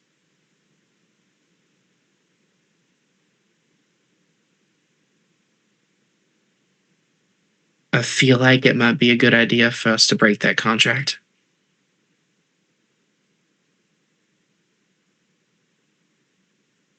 I'm gonna do everything in my power to not let that happen. So.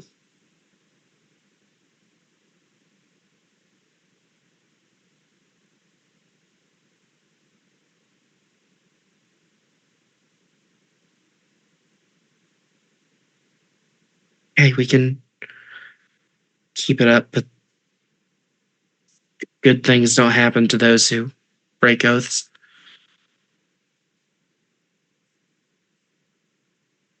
As far as I can tell, the only way you're going to fulfill that without breaking it is going to be getting me in there now.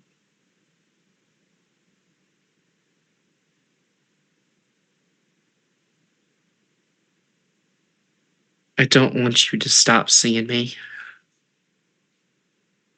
That's the thing. And I know we can just make another contract. It just, I don't know. There's something about it. And don't forget that I'm well equipped on my own. Like, this gift is wonderful, but it really just means I don't have to wear the shades. At least for changelings. I can get you into the commons later, or tomorrow, or at some point. But my biggest concern is that this city is about to become Salem 3.0. And I'm now worried that the people who are very close to me, are close to you, will be hurt. Yeah.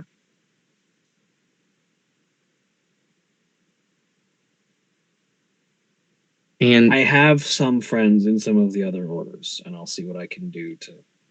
what happens if one of these less tolerant cells tells you that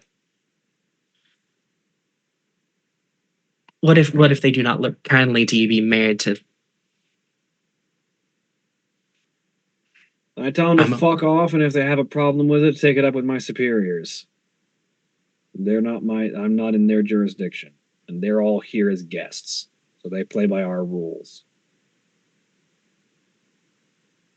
sure hope you're right on that.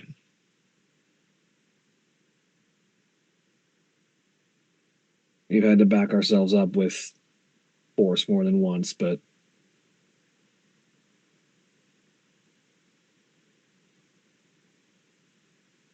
frankly, I intend for none of them to ever find out, because I don't need that headache.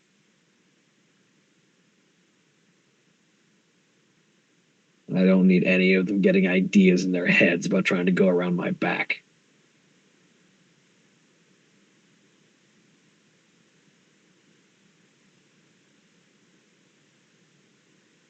I'm trusting you.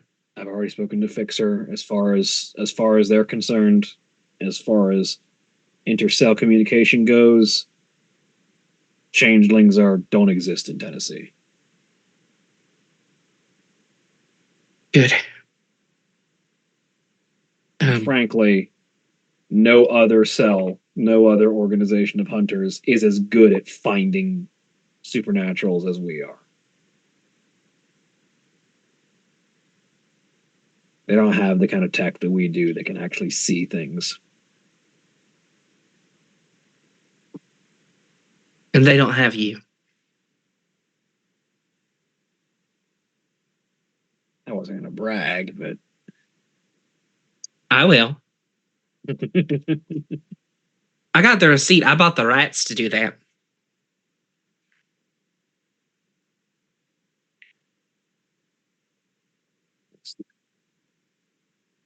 this city's about to become a battleground, and I am most worried not just for the innocent humans, but for the people who are a touch supernatural but not a threat, who might be caught in the crossfire. Well, we're going to have to put our charity work on the back burner for a bit, at least until this gets figured out.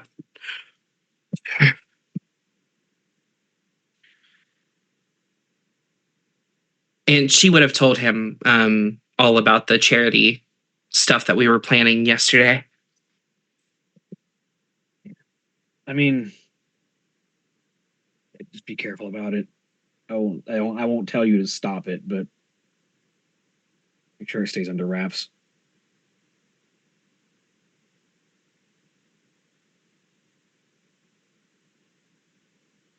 And if you meet, God forbid, an individual with like short cropped blue hair and like seems like a butcher's outfit, or someone who looks like straight out of Victoria with bright red beehive, run the fuck away. Do not interact with either of them. I hope they don't come down here, but if they do not interact with them. All right. Can do.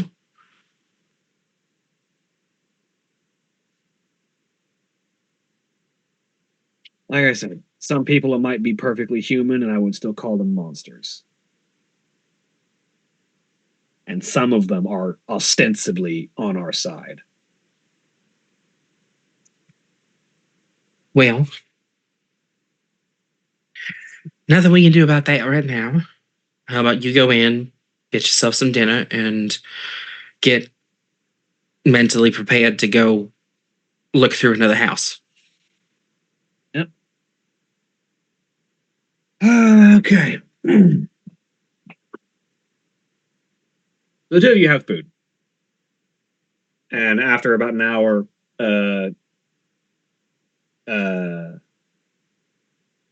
Tier calls the babysitter whose name I'm forgetting. Oh, Claire. Claire. That was it. Tier calls Claire to watch the kids for a bit. Cassandra just flips out $1,000 for her as they walk out the door. Jesus.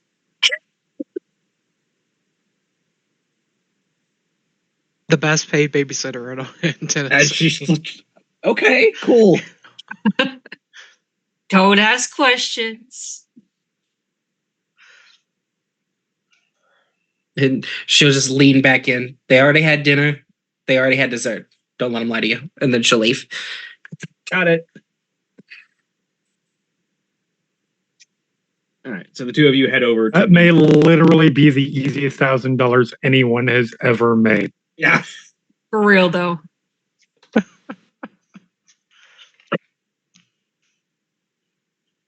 So the two of you head over and meet Joe and James at the house. And Joe, I didn't get a chance to say it earlier, but Joe would have texted the Motley and said, James and I are looking at a house. It's the house next door to the one that Cassandra and Valona are purchasing. If anybody is interested, you are welcome to come. If you are not interested at all, you can disregard this message.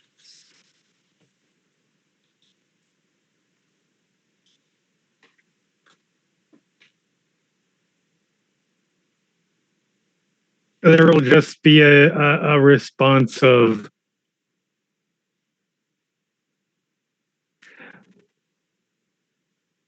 just realize I'm not moving next to y'all. I really like my house.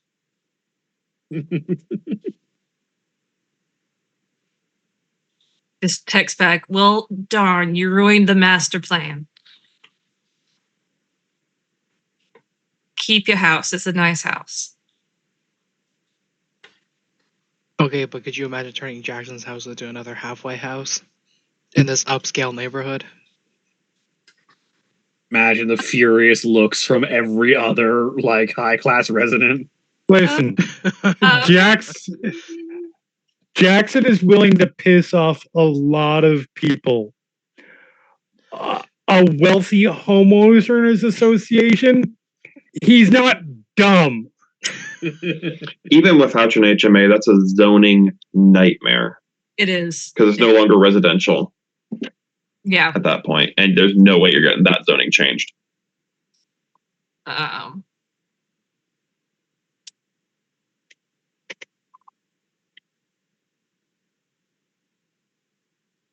Regardless,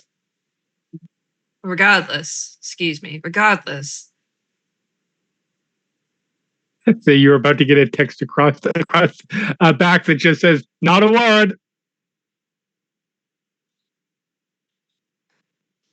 But Blame you autocorrect. didn't. Blame autocorrect, not me.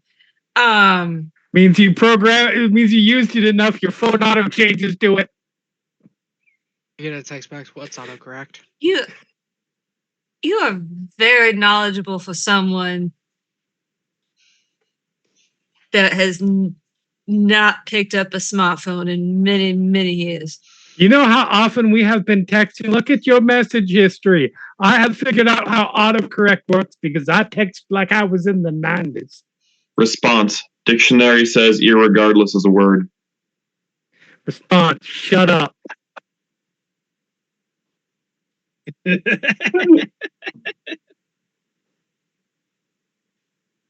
Joe is just going to text. Let me put it this way. The worst. We're the worst at diverting from points. Let me. And that's a high bar in this group. I mean, I just listened to an episode where we had like a 10-minute discussion on Hawaiian pizza. Like,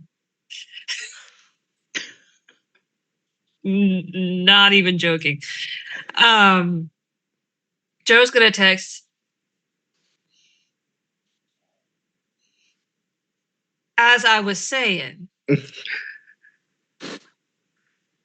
if you are interested in coming and seeing what may be our future home, you are more than welcome to come.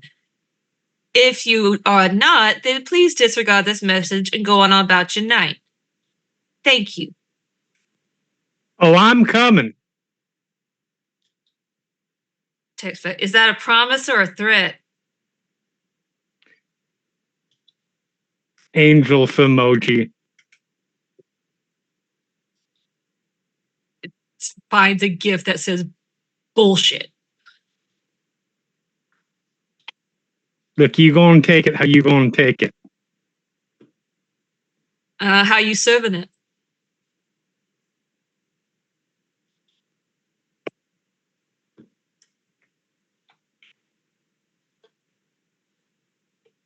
Same way I always do. And then a word that I don't use.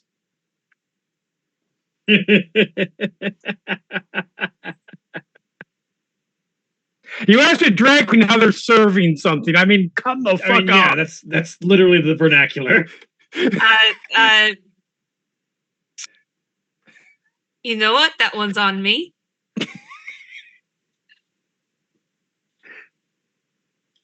Here is the address. If y'all are interested, we will be on our way shortly. Oh, and by the way, we're using the might be a vampire realtor. Just FYI. Thumbs up emoji. You get back a random emoji. The random one that was picked.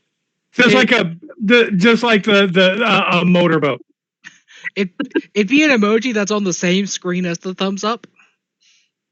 But It's probably like not the thumbs up. like this sign or something like that. Yeah, the okay hand. Person texts back the middle finger.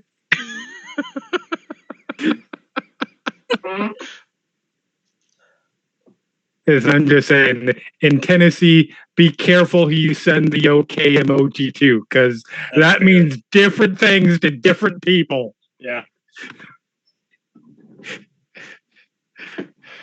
Specifically in the Bible Belt, yes. Yeah. Yeah.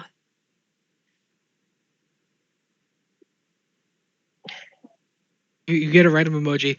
A minute later, another random emoji, and then finally a thumbs up emoji. He was looking for the right one, finding the wrong one twice. I have to see. Joe's just gonna laugh and like turn to James, who's probably driving. I know we're teaching him how to use technology, but I honestly hope this habit doesn't go away because it's just absolutely precious. I feel like it was fist bump left. And then the chef one. Oh yeah, And then thumbs up. And then thumbs up.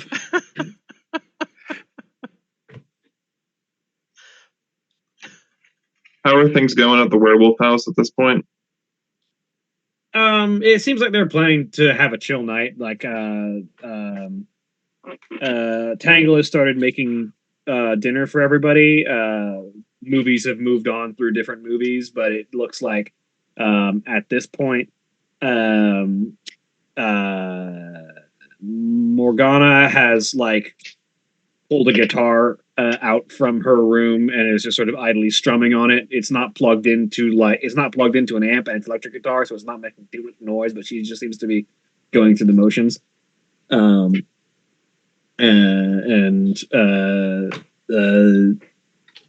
people who seem to be sort of chilling at the moment.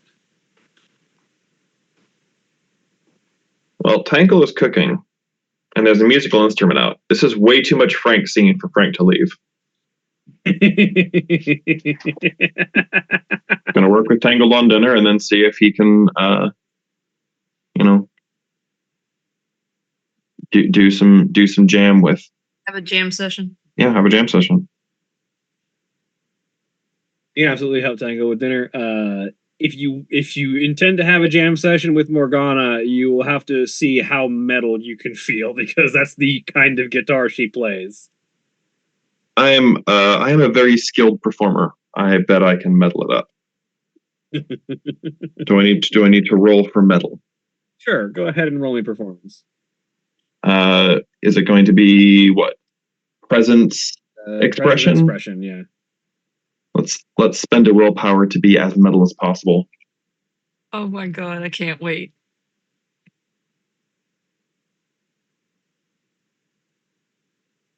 One, 2, 3. Roll me 2 more d10s. 3. Only 3 successes. So between the two of you, you make enough are you just using one of her guitars, or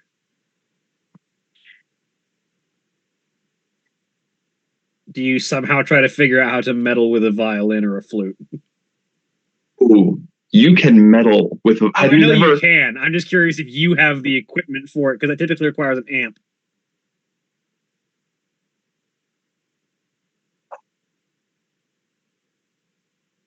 Really start on the guitar and then partway through be like, hold on, I got to try something, and then whip out a violin and just start.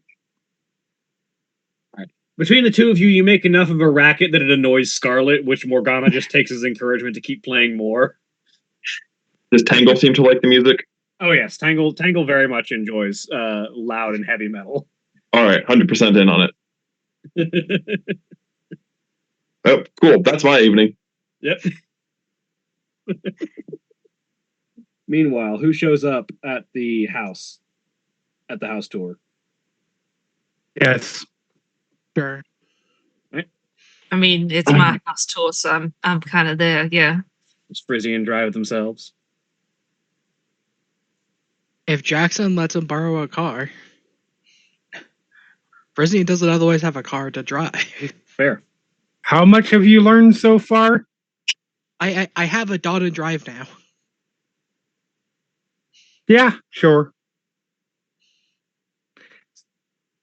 Why not? Even like the Toyota Corolla. Or... Do you? I very much doubt that there was a Toyota Corolla in that driveway. I'm talking about the basic equivalent. All I can imagine is like it starts off with Frisian in the car with Jackson. They're driving along. They see a car in a parking lot with a for sale sign and a number on it.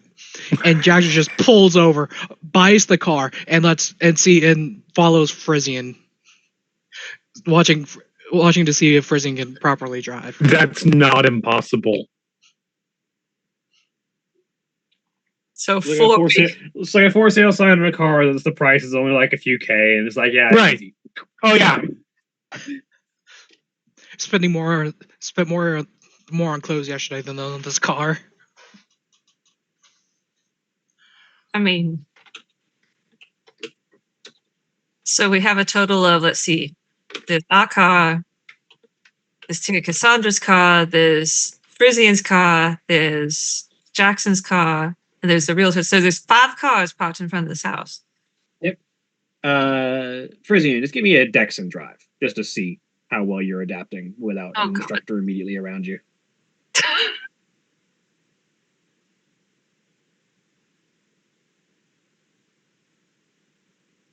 2 successes. Yeah, you remember everything that you've been taught, and it's going smoothly.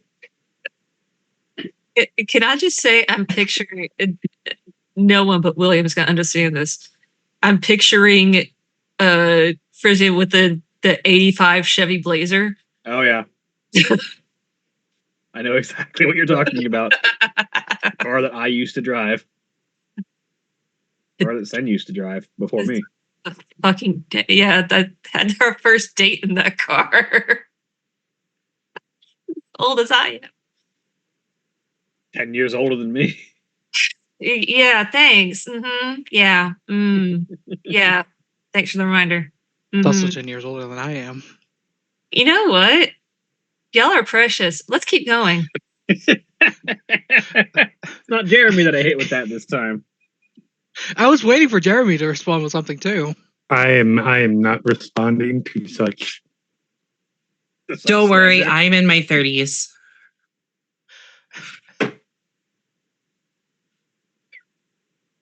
Two fetuses over there.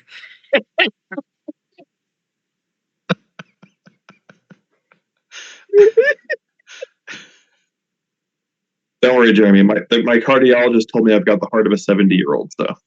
Oh, there we go. I don't remember. I don't remember if it was last Monday or Thursday, but I was telling Shawnee about my hearing. Yeah. And my hearing's like something around the age of 90. So my holy cow. My grandmother will be 89 in August, and I can say for certain that I can understand that. So 5 cars are parked in front of this place as the group of you get out, and Amy recognizes most of you. In fact, all of you, I think, because I think all of you were there at the last. Yeah, it's like we were all there. Yeah. Ah, well, a repeat showing. Welcome back. Shall we show you this house as well? You shall. Well, I'm going to gesture to me and James that we will be the ones purchasing this home. They're just here for fun and games. I imagine. Well, let's get the tour on, she says as she starts to walk you through. This house looks very similar to the previous one. Slight differences in aesthetic. It has more of like a wood grain vibe to it. It seems like the people that previously had this house liked the old, like the rustic vibe. They like the wood paneling rather than the more modern, like plain matte color walls.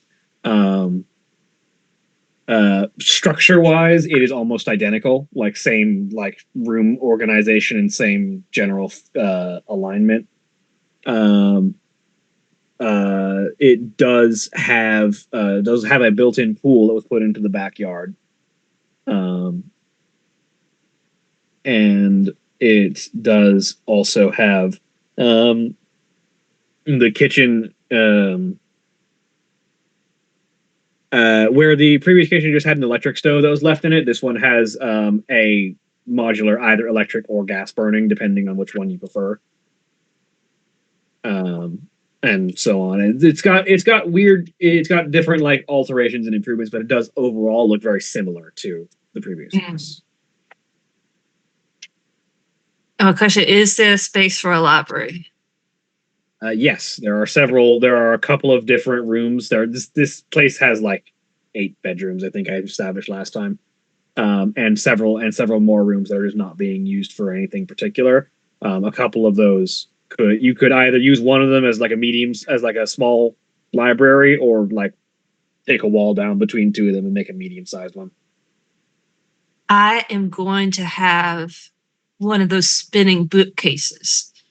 It That goes just from flips one the wall. library to Yeah. another library. Yeah, that tracks. You don't need me over at your house every day. What if I do? Not really gonna complain now, am I? But I mean, Valona know where to look for you. True. Valona, I'm stealing your wife. She can make her own decisions.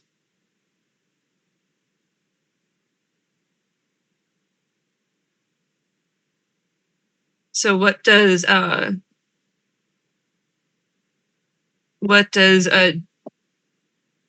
James say about the library connecting to another library?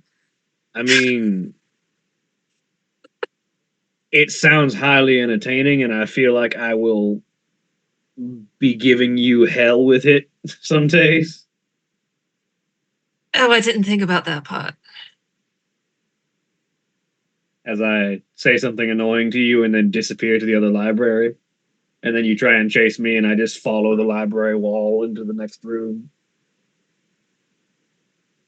You know what? That is precious. And we play that Flintstones game.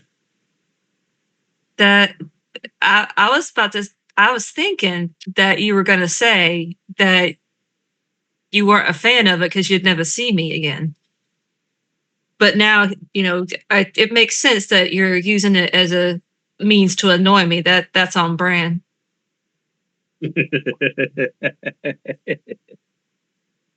House full of rooms, and you got to pick the one that. I mean, yes, if I feel like spending time with my lovely, beautiful, intelligent wife, I will pick the room that she is in. Good answer. Good answer. We'll talk about that later.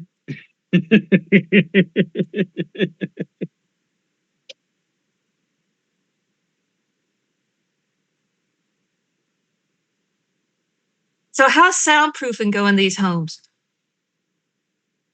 I think the rooms can be... I mean, the walls are relatively thick. The wood siding does a good job of dampening sound, but there can always be more put in. Wonderful. So besides the pool, what's the backyard look like? Backyard's mostly open. There is a fence. There is a fence around it, but it has like a decent amount of space. Not a lot of like plants or shrubbery in the way. It's mostly grass. There's like a small growth of trees in the back, like way back. Oh, I could put a swing in those trees. Yeah. Weird place to put it when the bedroom's right there. I can have more than one swing. Thank you very much. All right, but at least put fences up. There's a fence.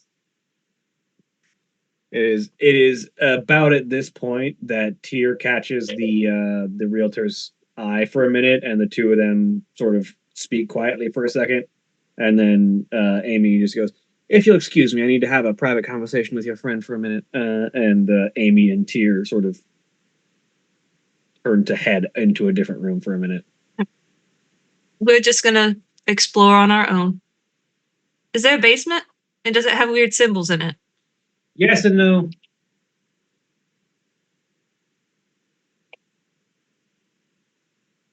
So yes, basement, no weird symbols.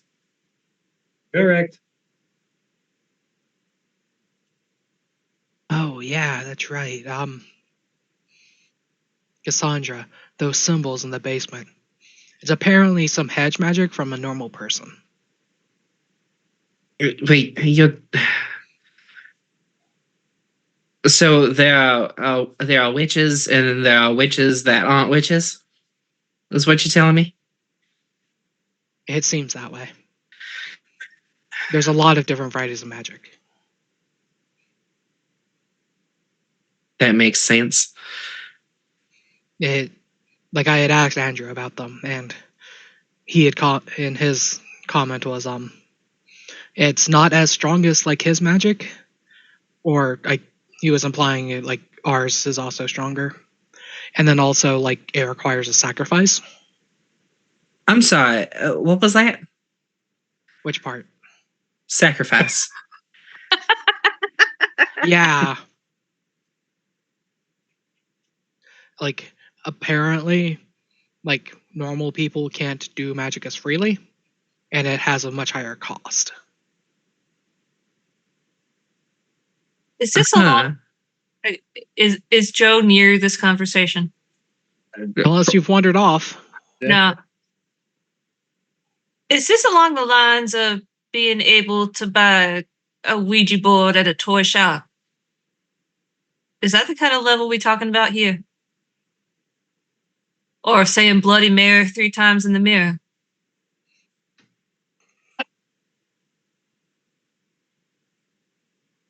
As Drevian looks up how old Ouija boards and Bloody Mary myths are, just to confirm.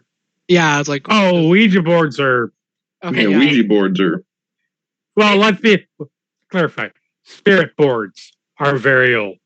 Yeah. Ouija boards are still old, but No, but Joe wouldn't remember because this wouldn't have existed when she was a kid. But I just remember being able to go to Toys R Us and their Ouija boards on the board game wall. Yeah, I always thought it was really weird that like they were marketing to teenage girls to summon demons, but you know, you gotta start somewhere. I mean, they know the what do you call it? They know the demographic. That is true, and I don't think I've met a single girl that played with a Ouija board who didn't grow up to be a witch. At least in my personal experiences. I mean, I always kind of wanted to, but I never did. That in my parents are very open-minded. Don't get me wrong, but I think my mama would have had a heart attack because she's very superstitious. While they're having this conversation, Frisian texts Andrew, like, kind of turns away slightly and texts Andrew, are Ouija boards actually a thing? Horrifically spelled. Define thing, he says, and then before you can even respond, just goes, some mages feel like they can actually use them, and thus it becomes a thing because they're using them like that, and they're using them like that. Sometimes a ghost feels like communicating through one, but like on the general whole, not any more than any other spirit medium.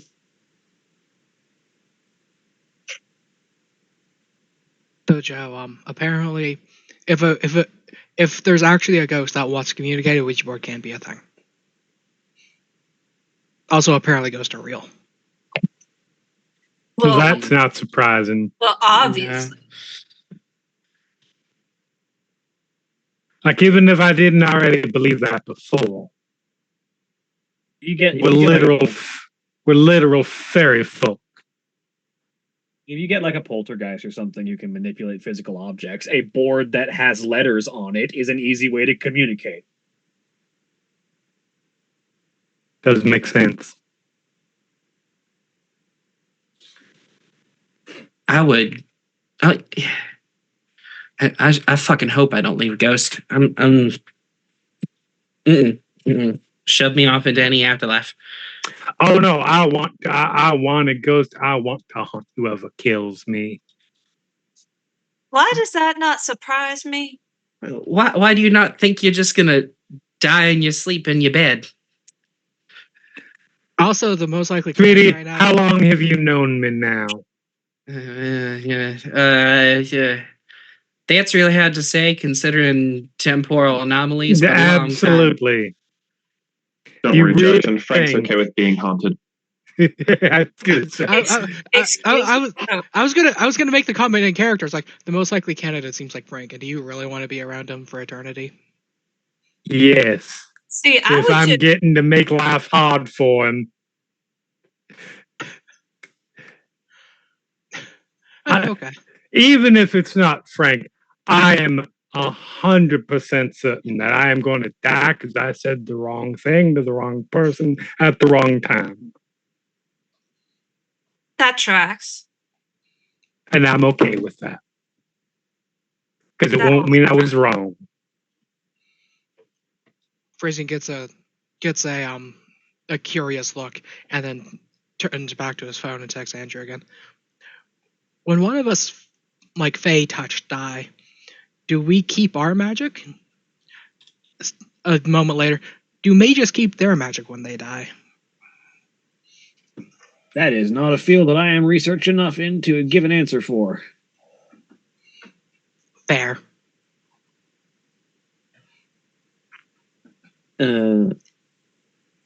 It's roughly at this point that James goes, anyone else curious what the hunter and the vampire are talking about in another room? No. Oh, more than curious, but it's also none of my business.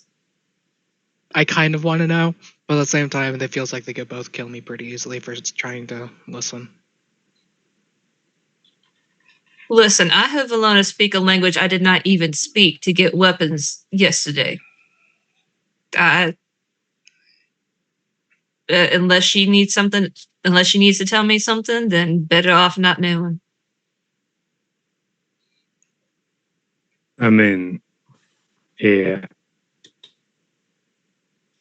I mean, if you want to go in there, fire blazing, then go right ahead. I just don't think that's very smart. I was just suggesting maybe listen at the door or something, but... No, you don't need to. Something up? If she can tell us if it's our business, but we're not going to be nosy. I'm just curious. Of course you are. Cassandra did not feel obligated to tell him anything. He's just being nosy.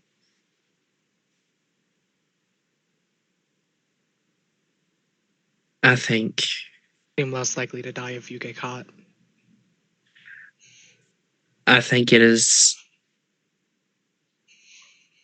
It's important that you all know, honestly. Go right ahead. Tia's work found a completely exsanguinated body today. Mhm. And I am learning that this is not the first one that they found. So they are calling in other hunter groups to handle this, to help.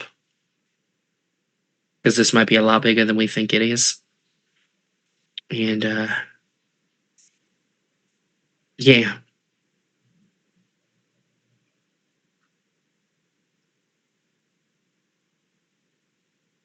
Joe is just gonna grab onto James's arm and just I just felt chills go down my spine. Not because exsanguination, okay. The serial exsanguination, okay. But the chill didn't happen until the other hunters.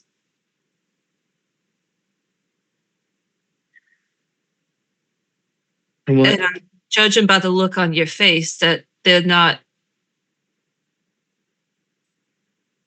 From what she told me, into communication, interdepartmental, whatever, the communications between all these different hunter factions has basically been stated that there are no changelings in Tennessee. I'm sorry, say that again. Fuck. They're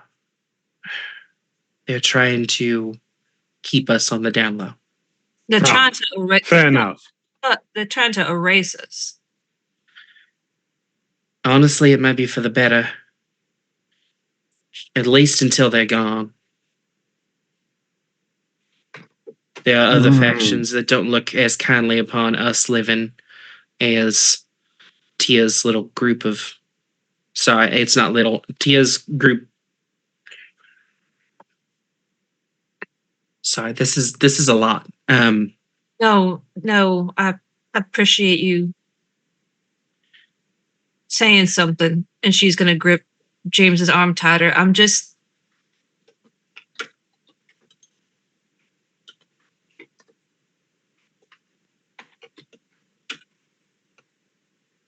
just I'm not only scared, but I'm angry as hell. I'm angry as hell because I just got what I'm trying to build my life into. I just got that back. I'm looking at a house.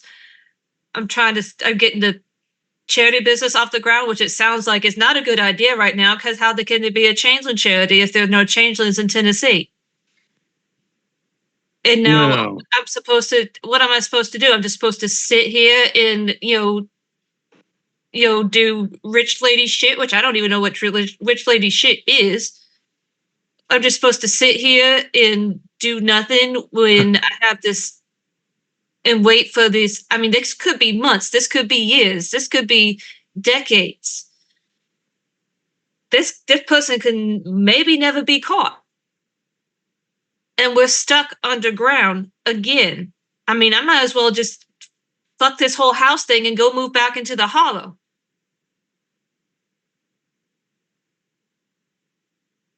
No. No. I'm sorry, but I know we're all scared. At least I am. And you are. And I don't know how you're being so calm about all this, Jackson, but First time? I'm sorry. I'm saying, is this your first time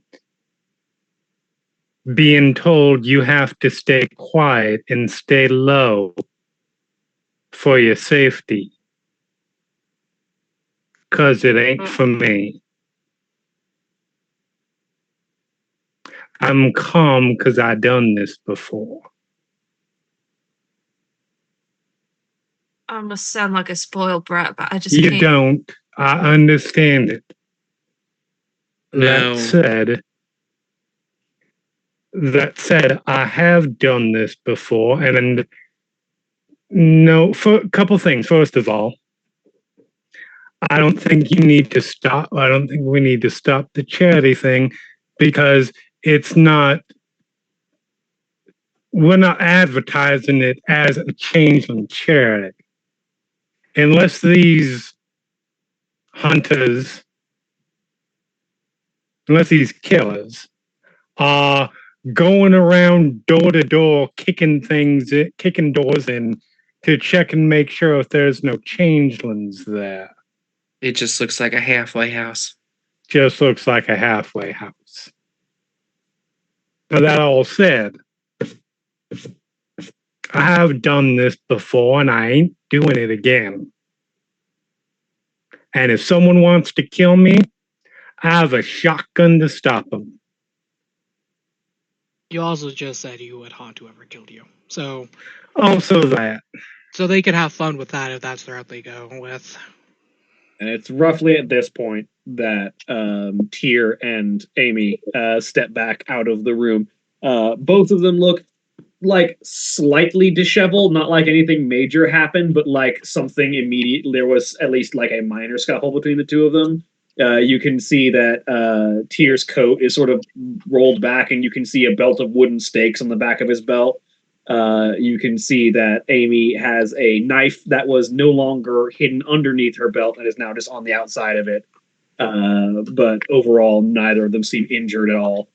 And the two of them step back out, seemingly amiable, seemingly like putting on an expression of, all right, that was a good conversation kind of air.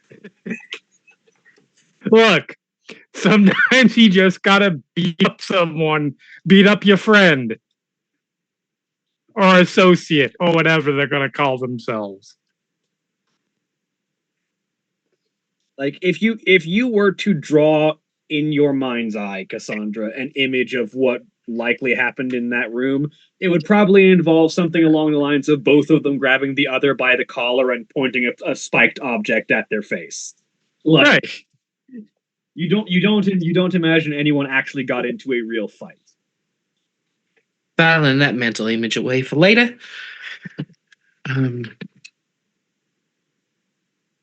She will fall in step behind Tyr and just wrap an arm behind the small of her back, and just sort of look up at her and blink a few times. What'd you figure out? It is very obvious she's been crying. Tear sort of looks down, sees the tear marks, sort of leans down and gives you a kiss on the forehead. It's good. Figured some more useful information out.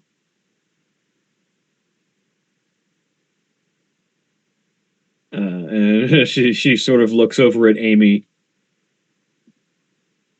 Literally everybody here has no reason to say anything. And Amy just kind of looks at the rest of the group, sighs, shrugs. Why the hell not? You're already... I assume you're buying this house.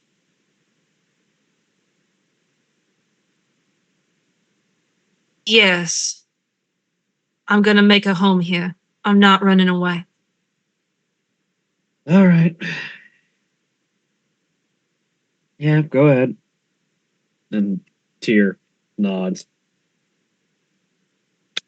From the sound of it, based on what I am understanding from my conversation with Amy, the vampire, we'll call it government, that operates this city is aware of and trying to investigate what is happening with that recent spate of exsanguinations, but is actively, well, they're, as I suspected, they're as worried about it as we are because that draws attention, and vampires do not like having attention drawn to them.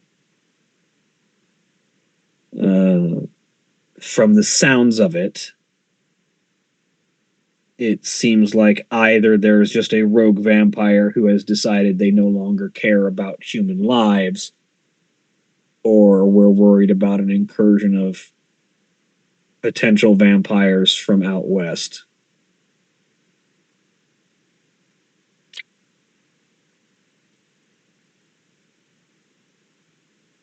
And Amy just kind of nods. And if they decide to make their way in here, that's going to be a problem for everyone.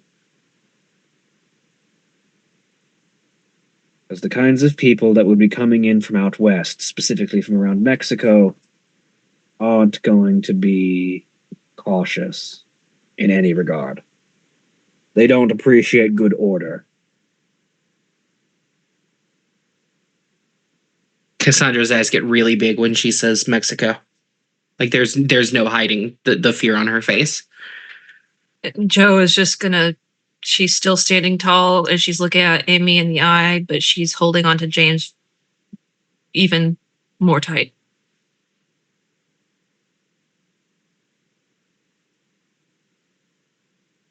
You're gonna have to clarify this for some of us. I think. No, actually, no, I don't really. Bad people, bad people. Fair enough. Very bad, very bad. Vampires who don't understand that keeping good order and not rocking the boat keeps everyone alive for longer. People who actively want to overthrow and establish the supremacy and direct overlordship of their kind over humanity in sort of a Dracula-esque dystopia.